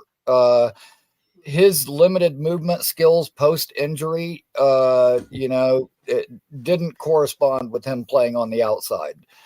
You know, that being said, you know, he's been okay there. I wouldn't necessarily say that he's lighting the world on fire, though. Now, I have to get to the take with the running backs too. Running backs, like, dude, production is based on volume. Like, you know, you can't get the yards if you don't have the carries. That's all there is to it, you know. And if you look like a guy like Dalvin Cook, you know, who during his career, he'd have a bunch of like runs that were short yardage, went nowhere. But if you keep feeding him the ball, sooner or later, he's going to break off that 80-yarder. You know, and I don't think. Do you have your notebook on your pop? Are you taking these down? Are you taking down what I actually already said this earlier. If anyone that was actually listening to the show, I said we need to feed Braylon Allen the back based on the type of back he is. Breece. Yeah, we've got him 10 times in the Denver game. How'd that work out? 4 yards. You need my pen? You want to start writing something down? What Yeah, Ricky's saying but here? you know, Breece. See, Braylon Allen. I wouldn't necessarily compare it to Marion Barber, who, you know, his physical running style shortened his career by a bit. And I think Braylon Allen is more like Chris Ivory. But dude, Breece Hall, if we would use him the right way, is more like Jamal Charles' home run ability with that top end breakaway speed. And I mean, hell, before the year, I remember the thing where Christian McCaffrey was saying that he thought Breece was the best back in the league. He's not just another running back. You know, unfortunately, we haven't had the scheme, the offensive line production to make that translate. You know, I was listening to some of your running back takes, but you know, $8 million a year for Breece is like that would happen. I'll tell you what, I'd give him 13 a year backloaded. As far as Garrett, I would exercise that option ASAP, and I'd probably give him like the Amon Brown deal. You know, Me too. Yeah, I don't that think he 28-30 deserves. range. I think that's a good comp for him, and I don't think he deserves like top receiver in the league money, but I could see him getting like the Brown deal. And I gotta say, I noticed that you're wearing the hat that says free man. And you know, after some of those takes, I can see why they're trying to give you away, but just don't let him talk to the people. The Jets are thankful that you're not in charge of the salary cap, that you're going to pay a running back that's never rushed for 1,000 yards, $13 million a year. So you could say what you want about my takes. Breece Hall, I said it before, I'll say it again. Average, go look it up, Boy Green. Take your time. 994 yards is less than 1,000. So it's for a running back that has never ran for 1,000 yards. Never. He's not top 5 in the NFL. He's middle of the pack at best. Quick question. You want to know someone else who's never run for 1,000 yards? Alvin Kamara. He's a $13 million running back. What do you say about him? He's never had 1,000 yards. Yeah, I agree. I said all along is Breece Hall is not your pounded running back. He should never have been played that way. It should have been Braylon Allen handling the ball. Now that on third down. That I'll agree with. You know, he's not your just, you know, power between the tackles, you know, run guys over type of runner. Yeah, I'll agree with that, and I never suggested that. I'm just saying, like, I think he's a lot better than you're giving him credit for. I compared him before. He's very Tony Pollard like. Oh, right? And then when Tony Pollard was this, that's insulting. Yeah, it's insulting because Tony Pollard's had 1,000 yards rushing. Oh boy. Come on, man. Goodness. Come on. You can't like say these takes and just, like the 3-year $21 million deal, the $7 million per. You're like, oh, there you go. There's another Breece Hall. What? Come on, man. Come on. Okay, and one last thing. I'm gonna throw this out there. Everybody has been complaining about Sauce this year. Yeah. Okay. Sure. Me personally, going into this draft, we're not going to end up with like a top 3 pick. You know, we'll probably pick in the top 10. But probably, I think any quarterback you would consider, first of all, I think would be a mistake. But in this class, are you a Will Johnson guy? Yes, I am. Yes, I am. Okay. I would take Will Johnson because you've got DJ Reed leaving, and him and Sauce on the outside could be nice. But if Sauce continues to regress, or you know, God, just not take accountability for the way he is playing, like we could have an ample replacement right there, and the Sauce becomes tradable. Either that or Sauce gets it in gear.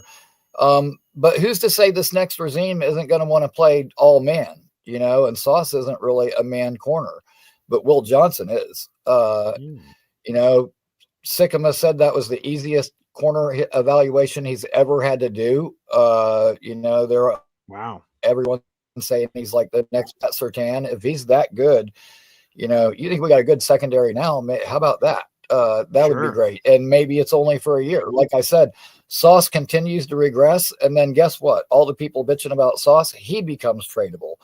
And honestly, if any of our core 4 guys was tradable, it would be Sauce. Honestly, I'd be drafting to pair with him for this year and eventually replace him. Oh, Okay. that's another take that we agree on, Ricky. See, beautiful. It's and by the way, I agree with you guys 100% that there should be zero comparison between Tony Pollard and Breece Hall.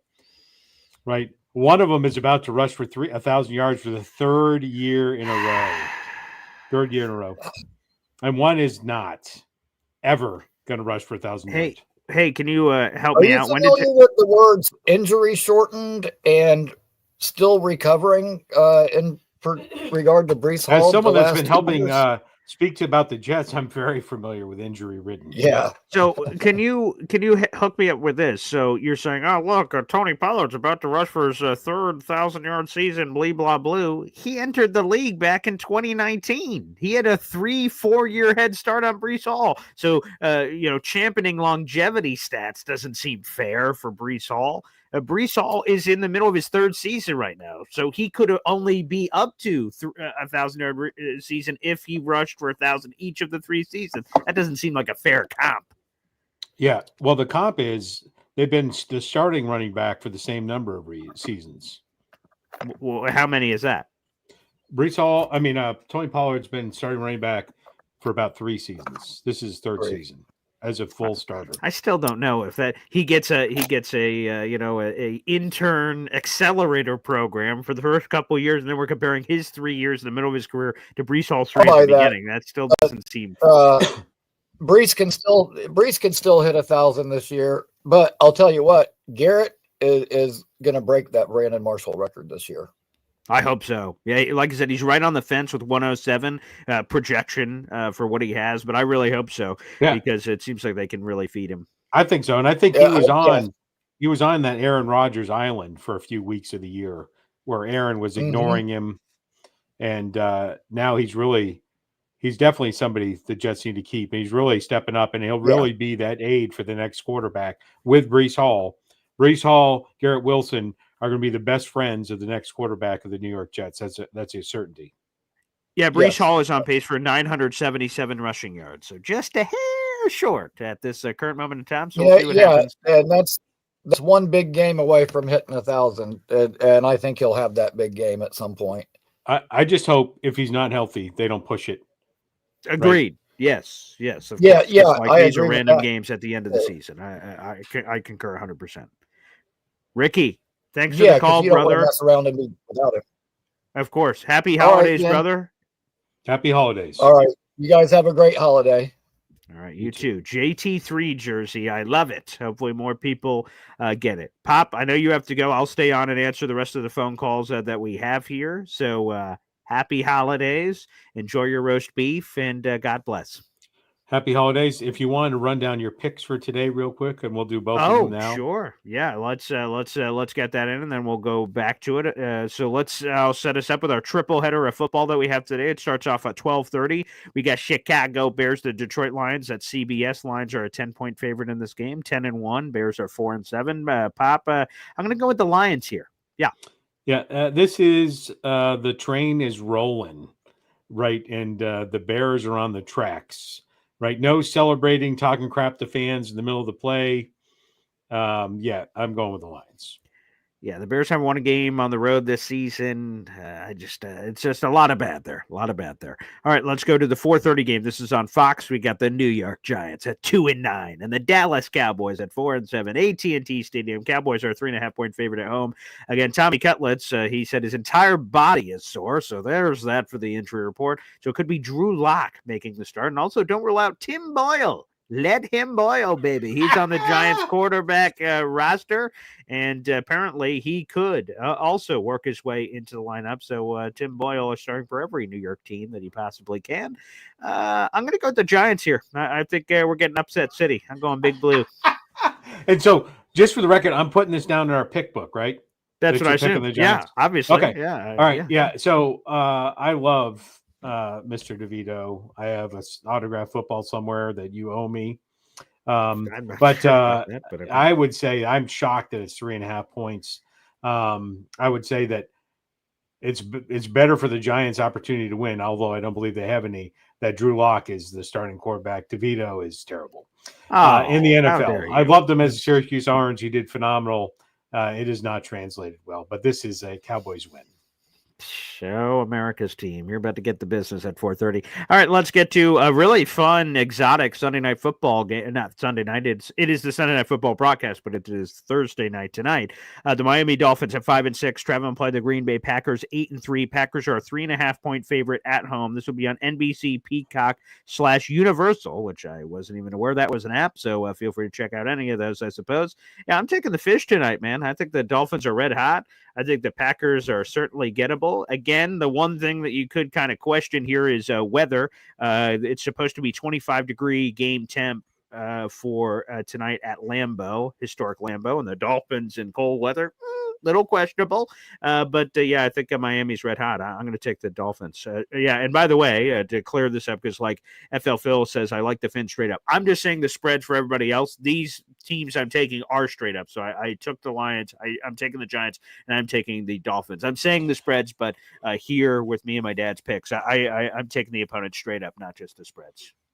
Yeah, I am worried about this. This is the best of the 4 games before Sunday hits by a wide margin, and this is hit or miss for sure. But it's going to be frozen tuna, squish the fish, come tonight, squish the fish. And I think the Dolphins are going to continue to win. I just don't think this is a win for them. Fair enough. Okay, I knew you liked one of Aaron Rodgers' teams, whether it's the Jets or his old team, the Green Bay Packers. There you go. Rodgers is #1 fan. A lot of love.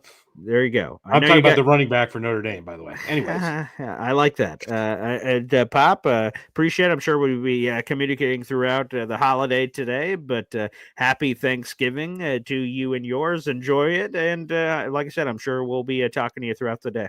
Absolutely. Everyone, happy Thanksgiving. Okay, Hop on Pop is peacing out. He will be back on Saturday, by the way, for a Hop on Pop special where we'll give you a full Jets Seahawks preview. So be ready for that one. I'll stay on and answer the rest of your calls. Again, we got 400 people in the room. I like the video. Hit subscribe, baby. Okay, whoa, watch out because Snowball is running downhill, and he has joined us here on the show. What's up, Snowball? Happy holidays, pal. Good morning, Paul. Happy Thanksgiving. I'm sorry I just missed your dad. I wanted to wish him a happy Thanksgiving as well. So yes. A lot of things I'm thankful for. Okay. Sure. One being this community.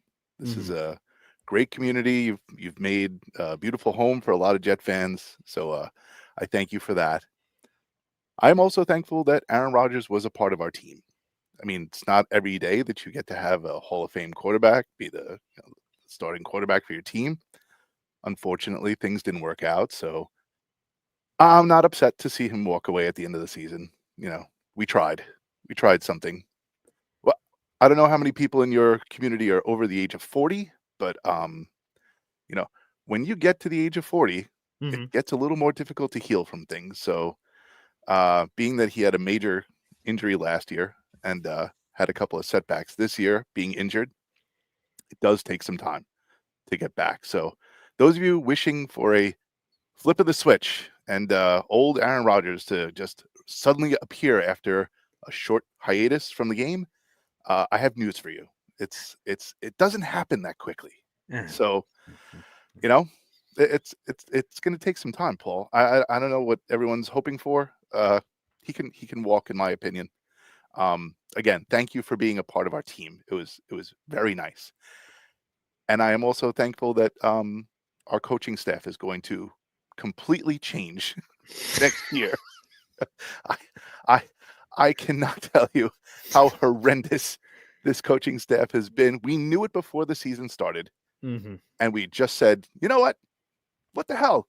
Let's just see what happens. And we ignored it. We saw what happened. So yeah. I don't know what to tell you. I am not thankful for Woody Johnson. I completely do not understand why this man has hired his ex-wife to pick his next wife. It's horrendous. I understand that he is doing stuff, and I appreciate that he is trying. But you can try the wrong way. So I don't know. In my opinion, don't bring people back into your organization who have been there before. There's a lot of people out there, Paul, to choose from, to do this consultation type of thing. Why do you have to bring Mike Tannenbaum back into the building to pick your next GM. That baffles me, but I don't know what else to tell you. Just keep Middleton though. I would keep Ron Middleton. He's a great guy. I would keep him. Yeah. He's good people. I like Ron, and it's not totally obtuse. So look at Brant Boyer. He survived like 4 different tenures of coaches. Yeah. Of like new people came in and said, "Well, that Brant Boyer guy. All right, you can stay. All right, you can stay. All right, you can stay." So I would keep Middleton. Okay. I would keep White Cotton. All right. Oh yeah. I would keep Boyer. Those are my keepers. Okay. Everyone else, let's let's clean out. Let's make room at the Thanksgiving table for some. Oh, I see. Yeah, for new opportunities. I love it. It's full circle. It's full circle. Well, that's beautiful. I will say this, Snowball. I want to make sure I get this in. I've said this to you privately, but I want to say it to you publicly. It's super cool how this show went from an audio only show like 10 years ago that was doing just static in a radio room by myself with a mic, and people would send in questions, and it was almost like emailing them in. I'm like, oh, look at this, a letter. Oh, someone wrote this. And then all of a sudden we turned into this video show. They said, oh, like, you should probably do a YouTube membership. I'm like, oh, okay, I don't even know what that is, but okay. And then people said, oh, cool, you can like unlock emojis now. I'm like, emojis, what? And then you've been making all these, like all of it. So I just have to say I'm thankful, and I think I could speak on all the Boy Green daily listeners how the show has exploded. The emojis have been super cool, and it takes you time to make these and customize them for the people. You're not just making them cold turkey like you don't know these people, because you're part of this Jets community too. So it's just been awesome how the show has really taken off. We're getting new people all the time. Hamburger joining us now. He's a new Boy Green Coffee Club member, calling into the show and becoming a fabric of it all. So yeah, man, it's super cool, and it's something we're all really thankful for. And we get to see, of course, what you do with Johnny Boy and Jets Match Game. So to me, the Jets community, I've heard other people that want to get into this say, well, there's too many Jet shows. There's just no place. And I say there's always a place at the table for somebody else to join us and bring something different and unique and awesome. So, thank you for all the emojis specifically for this show, but in general, being a part of the Jets community, it's been a lot of fun, man. I mean, as we say in the art world, because I am an art teacher, as we say in the art world, the strong survive, and the prolific will continue to make things. So we have had a lot of tough times in the Jets world, obviously. So those of us who continue to hang on, and that's, I'm not like self-promoting, but I want to self-promote a little bit. Please do. Yes. Jets Worldwide is something that was intended to ease the pain. So, we've had a lot of it, and I saw a niche market for something fun, because we've been through a lot of crap. So, just to have some fun on a Sunday morning before the game start. We don't know how things are going to turn out at the end of the day. Hopefully we win. But instead, just carry something a little more fun, and a little rehash from the week before, and a little, preview of what's to come in the game during the day. So, if you have a chance, 10:30 a.m. on Sunday mornings, it's a lot of fun. Tell a friend to show up. It's Jets Worldwide, all one word, and I appreciate you allowing me to have this platform to kind of, say that out loud to however many people are watching right now. It's a lot of fun. I plan on defending my undefeated championship. I had never lost. I plan on defending that at some point in the future. So, whatever poor, pathetic sap of soul says he wants to step into the octagon here on Jets Worldwide, he will get the hands. He will get the Chuck and the Clark here, right in the mouth. Ba-boom. Well, you've taken down Woody, right? Yes, of course I did. Yes. And who else have you taken down? I don't know. Right? Everyone's been taken down. Their blood is all over the walls, pelts everywhere. It's been a beatdown, and I'm ready to add more to the wall because we're getting into the winter season. We need pelts to keep warm, and I'm willing to do whatever it takes to add more pelts for my family to survive this great winter. I can hear the theme song from Game of Thrones playing in back of you. Dun, dun, dun, dun, right? Yeah, there it is. Yeah, Paul from the House Esden. Yes, boom, and I will defend. And then I want people just chanting, "Oh, the King of the North, the King of the North!" Yeah, give me some of that action, baby. Damn straight. Well, you have the beard for it, so you're ready. Hey, wait. By the way, before you sign off, I see the co-host of Jets Worldwide has just chimed in real quick. Look at you.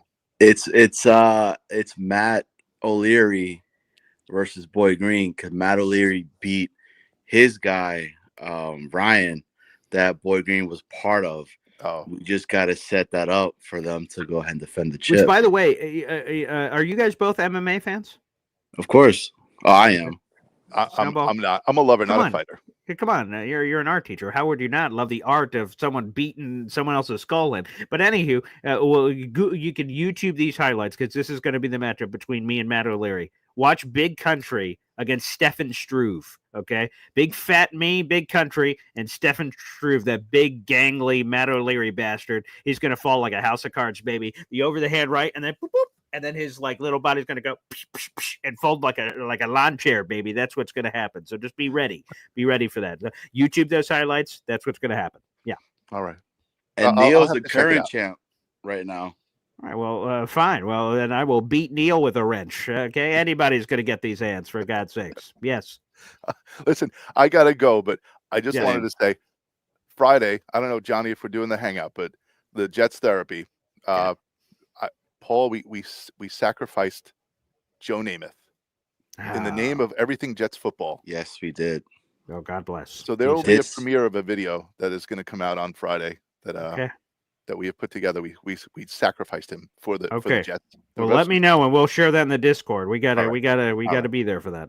Beautiful. All right. This Friday on Jets Worldwide.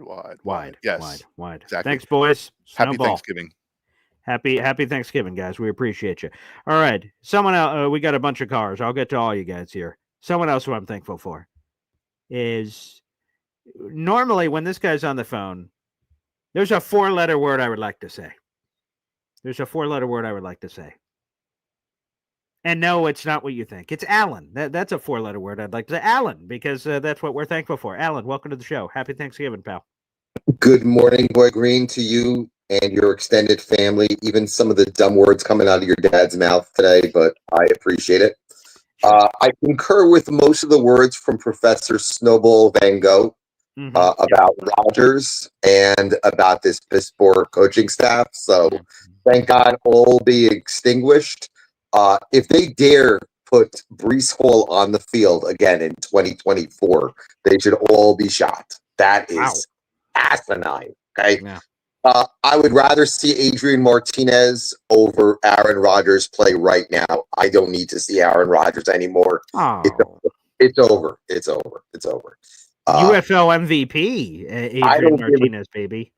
Shitty Nebraska quarterback, garbage Kansas State quarterback. I'd rather see him play than Aaron Rodgers. Wow. Excited to watch a real football team in about 3.5 hours. The Lions extend to 11-1.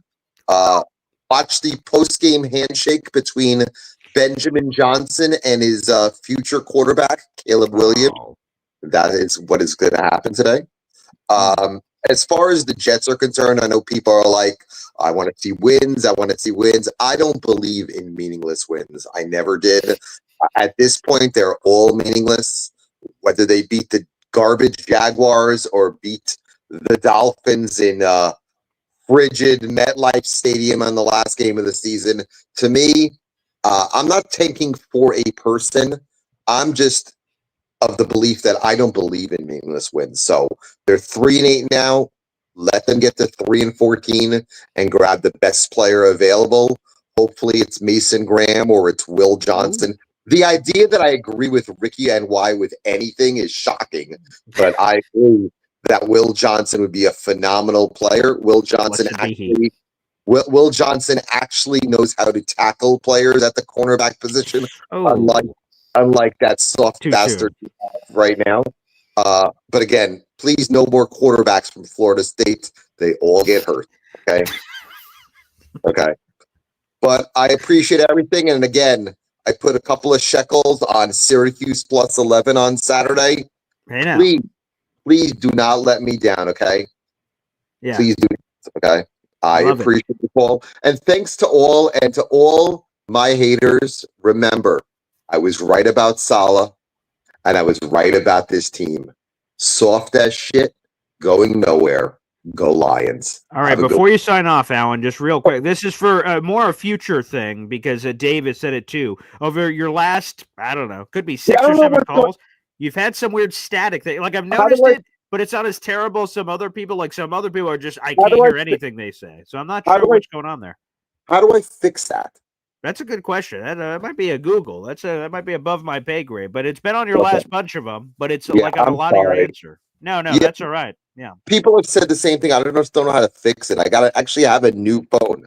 So I don't know. God hell to Samsung, but whatever. But I appreciate it. Thank you very much, Paul. And enjoy your first Thanksgiving with your new son. And remember, 12:30 today, be in front of the TV and watch a real team. And when your dad's team comes up at 4:30 today, that's when you turn over to Teletubbies or whatever freaking kids watch today. Have a good one, my man. That's good from Alan. Hey, what I'll be watching at 12:30 is future Jets head coach Ben Johnson. Maybe, I don't know. We'll go. Someone said get headphones, Alan. Maybe that'll help. Before we go any further, Board Fat 34, baby, with a juicy 10-pack of Boy Green Coffee Club memberships. Happy Thanksgiving. Good Lord, have friggin' mercy.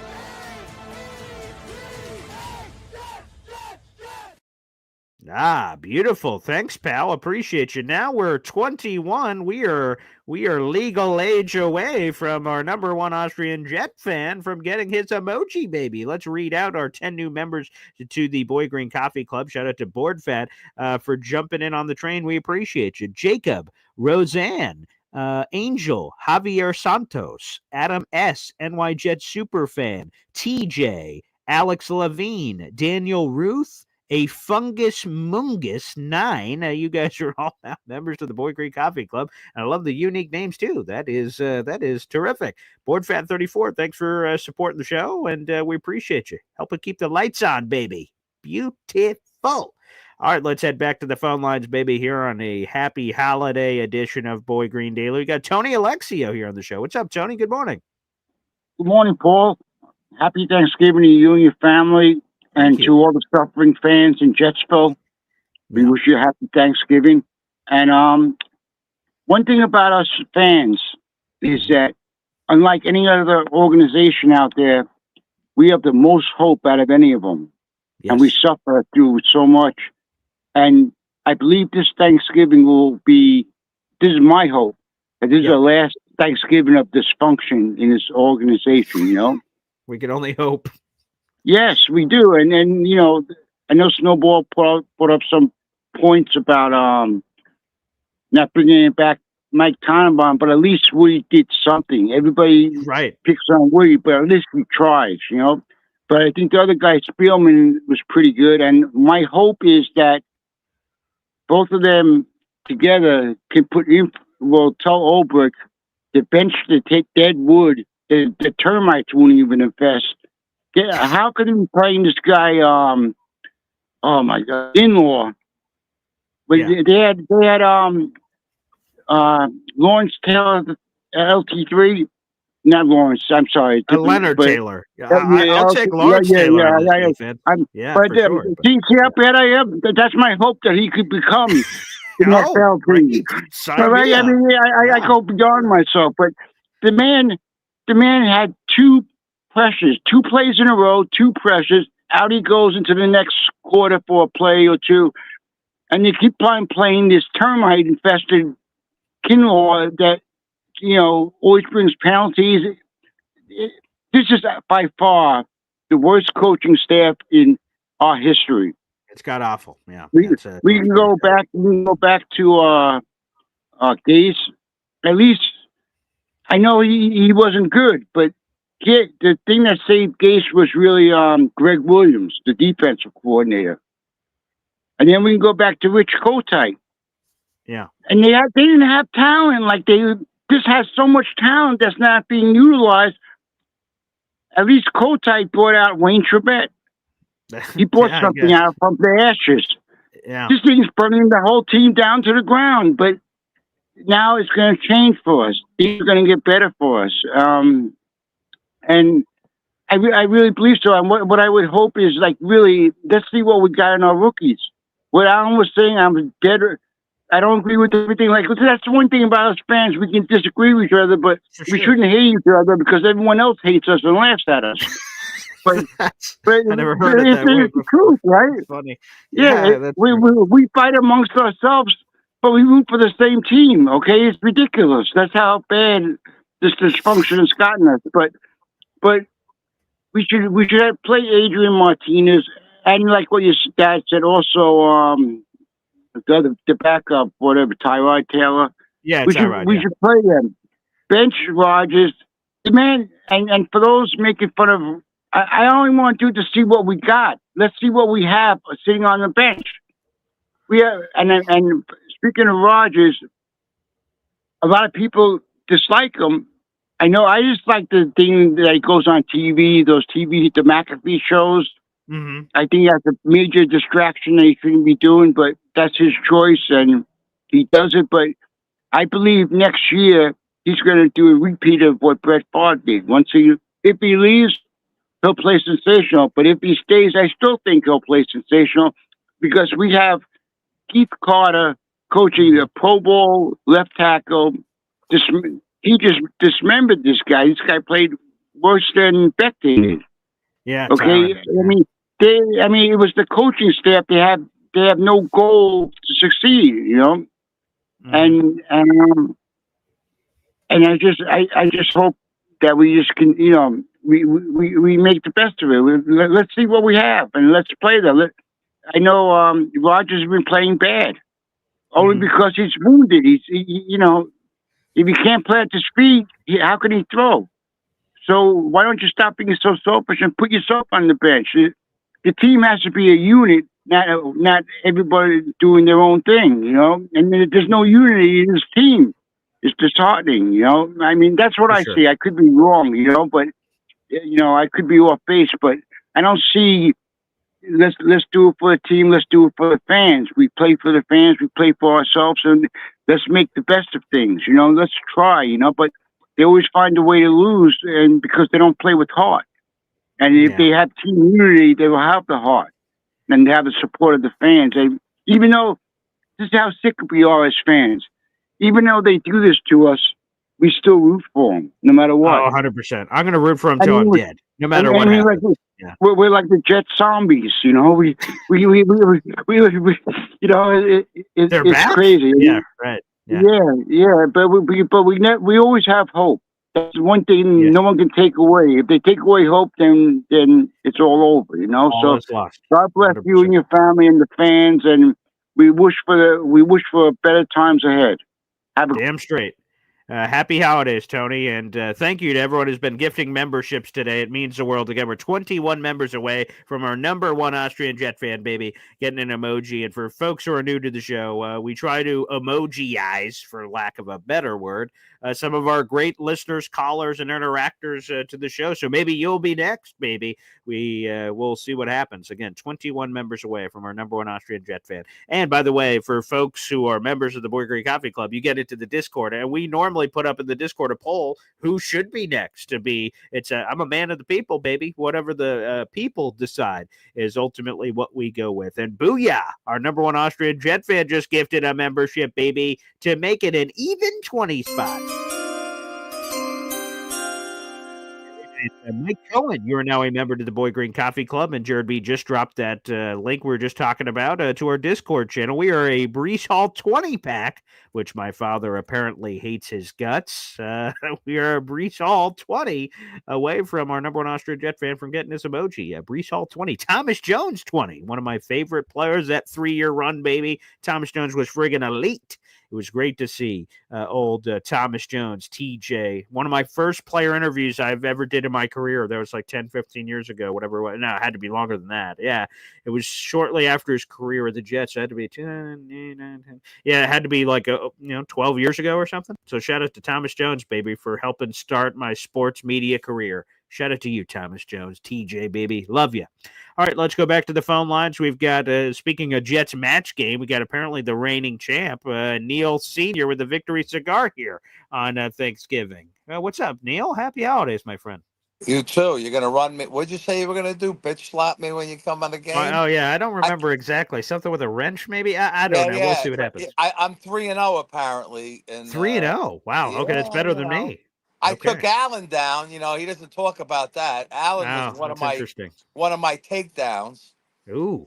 Wow. I'm wondering if Allen was so excited to watch the Detroit games, the previous like 15 Thanksgivings, when they used to suck. That's Now true. that they're good, he wants to. He can't wait to watch Bandwagoner. his Come on. team, the Detroit Lions. The flavor of the month. I was just about to say, is there a Detroit Lions daily podcast I'm unaware of that we could get Allen on so he could get some more love? What's going on there? Well, I will say this. Sure.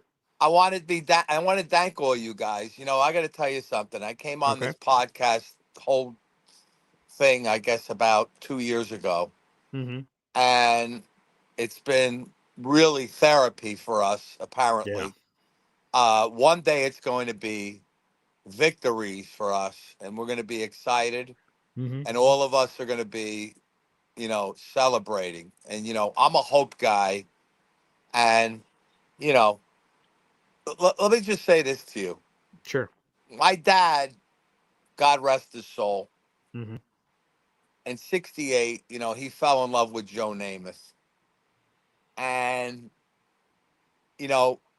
everybody teased him.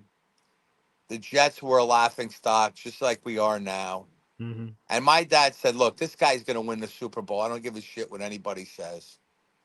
And he went all in with that year with the Jets. And when I mean all in, okay, my father had his own business. Yeah.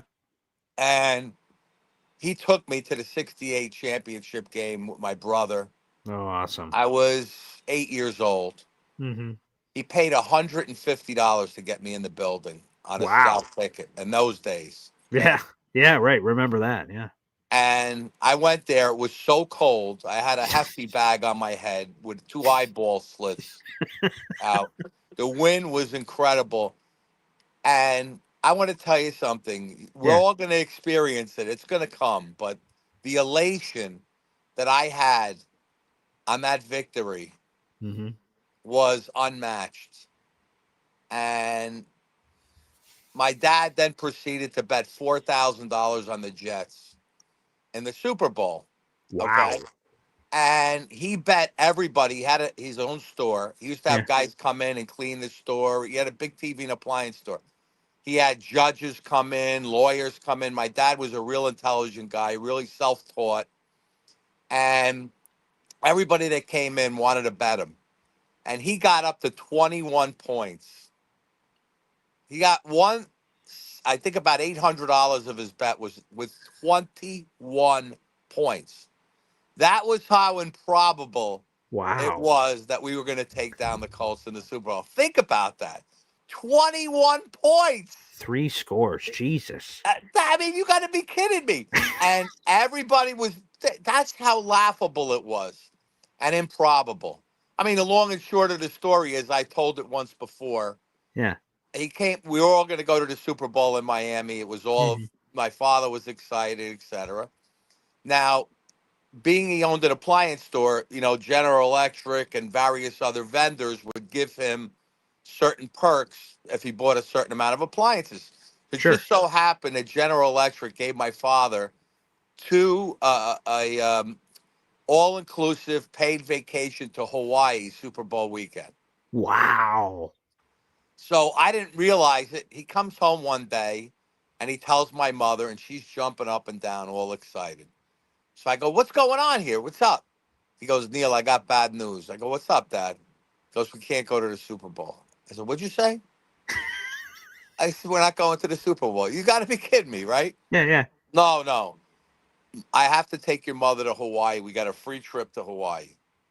But I promise you, we're going to go to the next Super Bowl. We had a lot of good years watching the team. I had season tickets. I used to buy them aftermarket. I paid double face value. I sat by Leon Hess's box. We went in Leon Hess's box. He actually took my father in the box with him. He was a great guy. It was Wow. really cool. We saw him in the hallway, and I said hello to him. I talked to him, and he goes, "Come in the box and say hello." I mean, he could not have been nicer. I told Oh, him that's so about the cool. whole Super Bowl thing. He had his grandkids in there. They had jackets on, blazers. I mean, really professional, Mm-hmm. super nice guy. And I want to say, with the Jets, it's a hope and a prayer. Mm-hmm. So, people say to me I'm crazy. When we were 1-7 with Rich Crotite, I thought we'd run the table. Okay, that's the optimism I have. I love That's that. how crazy I am. So when people say, "Oh, how the hell?" Don't even think about Aaron Rodgers. Don't even think about us winning the last 6 games. Those things don't happen. Well, let me tell you something. Mm-hmm.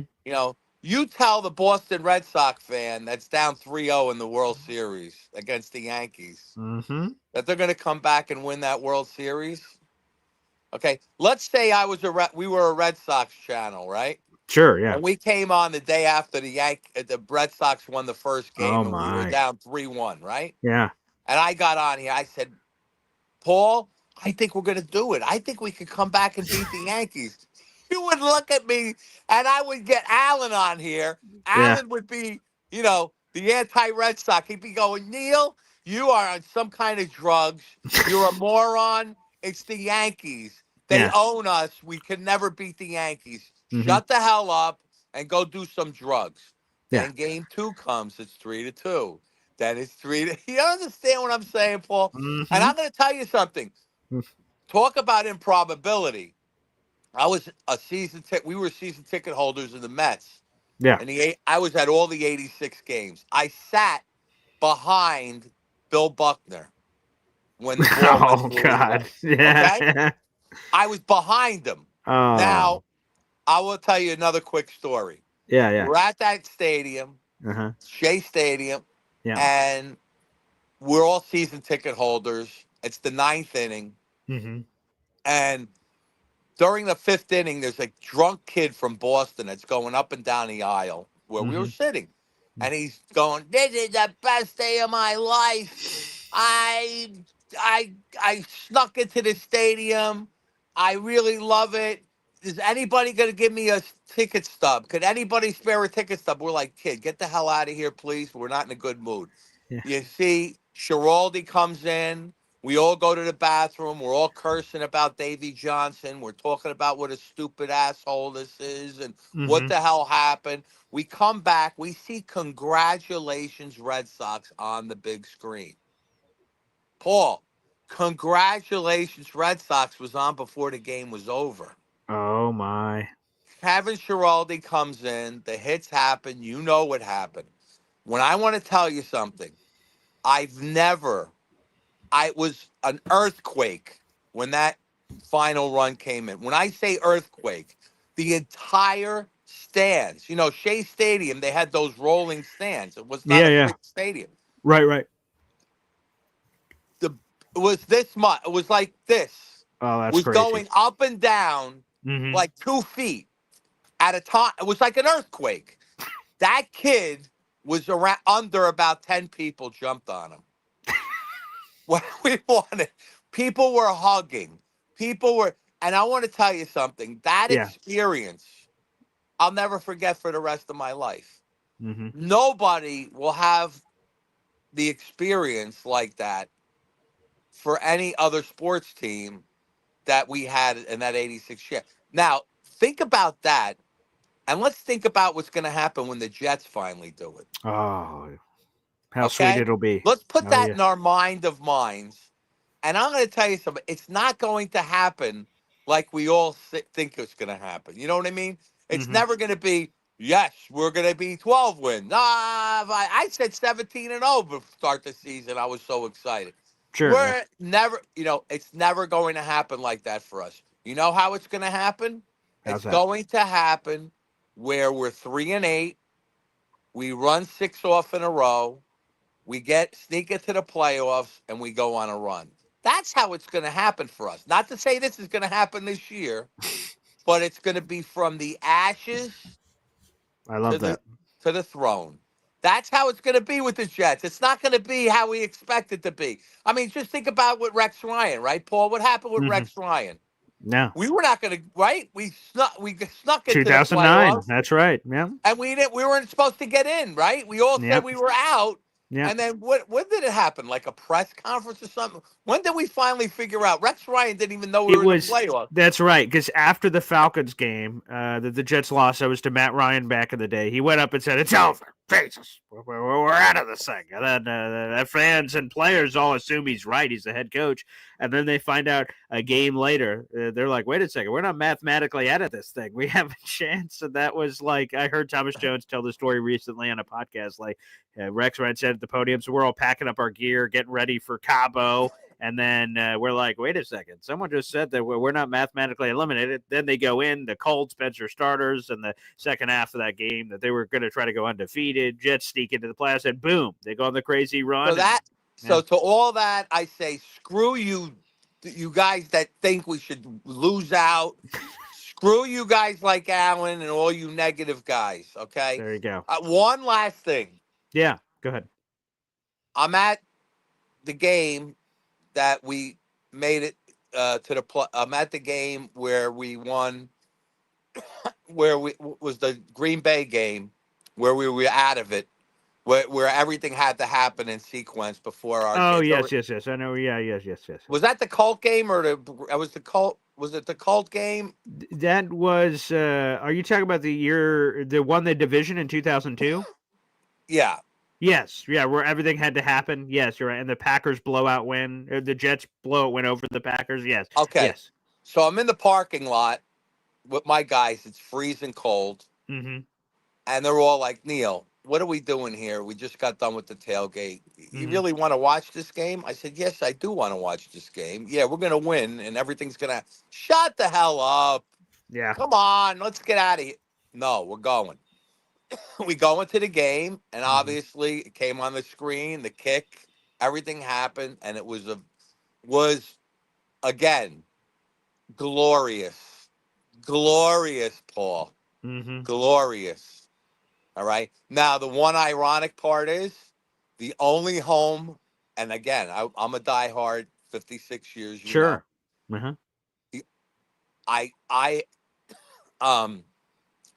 I used to have really bad asthma, and and when I get a flu, it knocks you to smithereens. Do the cigars help? The cigars don't matter. I love that. But wait a minute. Yeah. The 2002 Jacksonville home game. Yeah. I was in bed with 103 fever. I could not make the goddamn game. Okay. Oh. That was the only game I missed during that whole period, and I had a flu and couldn't go to the game. No. But again, that's what I'm thankful for. It sucks being a Jet fan, but we have a community here. We have people with character. Yes. You have character, all you guys, and you're all young, and you're going to see a lot of championships. My boys are Jet fans. Everybody I know is a Jet fan. To come in my house, you must be a Jet fan. My son married a Boston girl. Her family's all Patriot fans. She came to my house. She had to have a Jet jersey on. And then my grandkids are all got Jet jerseys. That's what we do, okay? Being a Jet fan is a character builder, Paul. That's what it's all about. It's easy to be you pop there with Chiefs a Dallas fans jersey. right, exactly, right. Oh, wow, what did he do? Shit in front of the TV? But now, this is it for us. Yes. Let's take it 1 week at a time. I'm not going to cancel. It gives me so much pleasure to see Aaron Rodgers in a uniform. I have not been excited, still excited, okay? I'm disappointed like everybody else. But, when I saw Brett Favre come out and he took us to 8-3 and then injured himself, and that was the end of the year. It was great for that first 11 games. Oh, it was awesome. It was great last year. We were 7-4, and then we ran off 6 straight losses. Yeah. Wouldn't it be something if instead of running off 6 straight losses, we ran off 6 straight wins? and Aaron Rodgers got healthy, and everything started to click. And the defense, after this bye week, they actually did some goddamn homework That'd and be fixed nice a for few once. things. Yeah. And guys are getting healthy. And we're not playing world beaters here the last 6 games. Let's face it. All right. We owe Buffalo a loss. We're going to split. We certainly could do some damage against Miami. And who knows what's going to happen week to week, you know? Tua Tagovailoa may be banging his head against the pavement in one of these games, and he can take out in a stretcher. You don't know what's going to happen I here. We guess got a that's true. lot. That's true. All I have to say is this. Stay tuned, everybody. Stay Have a tuned. happy Thanksgiving and keep hope alive. I love that. There you go, Neil. Stay tuned. Keep hope alive. There we go, baby. I love it. To the 500 people in the room, we love it. Like the video, hit subscribe. We got one more caller to get to, and then we'll sign off, and I will go spend the rest of Thanksgiving with the family. Let's go to EZ here on the program from the couch. What's up, EZ? I'm chilling, man. Yeah, I like that. Love that vibe, that energy you got right there. Going to Mom's in a couple hours. Okay, nice. Gonna have turkey there and just chill. Okay, good. So apparently Jordan Travis re-injured his leg or something. I know he's got all like pins and shit in his ankles and stuff. Yeah, so long story short, after he had his initial surgery, which, by the way, was a year ago today, was when he had the surgery to repair everything. He was supposed to be ready for training camp a couple months ago. Obviously, he was not. And then Jeff Goldberg was asked about Jordan Travis yesterday, and he is unlikely to come off the NFL list, which basically, long story short, means he's going to be out for the year. Apparently, he's had further complications, setbacks, things of that nature. And But did Jeff they Goldberg, mention what they were? no, not specifically like, hey, he Was tore it like this the instead of this. tendons are all messed up because of the break and they never healed properly? And Did not go to that level of specific nature, but Ulbrich did say something ominous like, man, I try to check with him every day. Like, it doesn't sound good, long story short. So, yeah, Jordan Travis out for the year. Well, at least there's some guys out there that we could possibly take a flyer on. I wouldn't mind taking a flyer on what the hell's his name? The kid from the kid who's on Pittsburgh now. He started out in Chicago. Oh, Justin Fields. Yeah. Yeah, I wouldn't mind taking a flyer Why on him. not? What the Sure. hell? Yeah, I'm open to it. He actually looked good in some of his plays. He has. And with a good new OC and a new coach, what the hell? I mean, he's young, he's mobile. That's the important thing. He runs like a truck. And it'd be dirt cheap. It'd be a prove-it deal. I'd imagine 1 year deal, like sort of like what Sam decided, a 1 year deal for $10 million. That could totally be on the table. Right. Sure. And he's not just a completely raw rookie. No, right. He's been around the league. At least you have a little bit of an idea of what you can get. And look, some guys kicked around. Look at some of our guys kicked around and finally figured it out. Maybe now that he's kicked it around, maybe he's finally figured it out. Well, maybe we could be on the receiving end for that for once. No, that'd be Listen, nice. Sure. I'm an older guy, so I can tell you some names of players that kicked around for a while and then figured it out. Gannon. Rick Gannon. Rich Gannon, you're talking about? Yeah. He kicked around for a while before he figured it out and became really good. Vinny Testaverde kicked it around for a while before he got very good. Going way, way back, there was a kid from Stanford came out. He made Jim Plunkett. Oh, He Jim kicked Plunkett. around That's a for- great name. Super Bowl champion. Sure. But when he first came out, his first 4 or 5 years, he wasn't nothing. Yeah. Some of these guys, it just takes them a Need while time. to figure shit out. Sure. NFL quarterback is not like a college quarterback. College quarterback, you're playing kids that just made the college team from high school. NFL, you're making guys that were the cream of the crop of college. There are no slow, weak, small guys in the NFL. The worst guy in the NFL is like tied almost for some of the best guys in college. There are no slow safeties that a big running back can run over. All these guys are big and strong and fast. They're the elite. That's why they're in the NFL. There's only like 3,500 players. Hey, Snowball said Jeff Hostetler. There's a name. There you go. Yeah, he won a Super Bowl as a backup. Giant. For with the Giants. Sims. He stepped in. Yeah, right. He had to step into that Super Bowl. Yep. So there were a couple of game managers that won Super Bowls. Famously, the guy who was on, oh God, what was his name? He won a Super Bowl, and then they cut him the next year. I'm trying to remember his name. I think was it the Ravens? Oh, Trent Dilfer, you're talking about? Yeah, Dilfer. Yeah, I mean, early 2000s. So, yeah, they moved on. So you can win with a Nick Foles, a decent. Sure. Yeah, you can win with a decent guy. Mm-hmm. So as long as the defense and the offensive line is stout, that's why in this year's draft, I would not take a quarterback, even if I was like number 1 or number 2 pick. I wouldn't take a quarterback. What I would do is I would trade back maybe 1 or 2 spots and try to get the best interior defensive lineman. I know someone Mason was recommending. Yeah, could you imagine him next to Quinnen? Oh, that'd be awesome. Yeah. Yeah, well, we really need to just see. Joe Douglas had the right idea, but Joe Douglas screwed up a little in the offseason, getting rid of some of the stud guys. And then of course, Lady Fatu or whatever his name. Oh, Likey Fotu. Yeah, Likey Fotu. He just wasn't the answer. Yeah, but we need we need to get a nice Haloti Nada in here.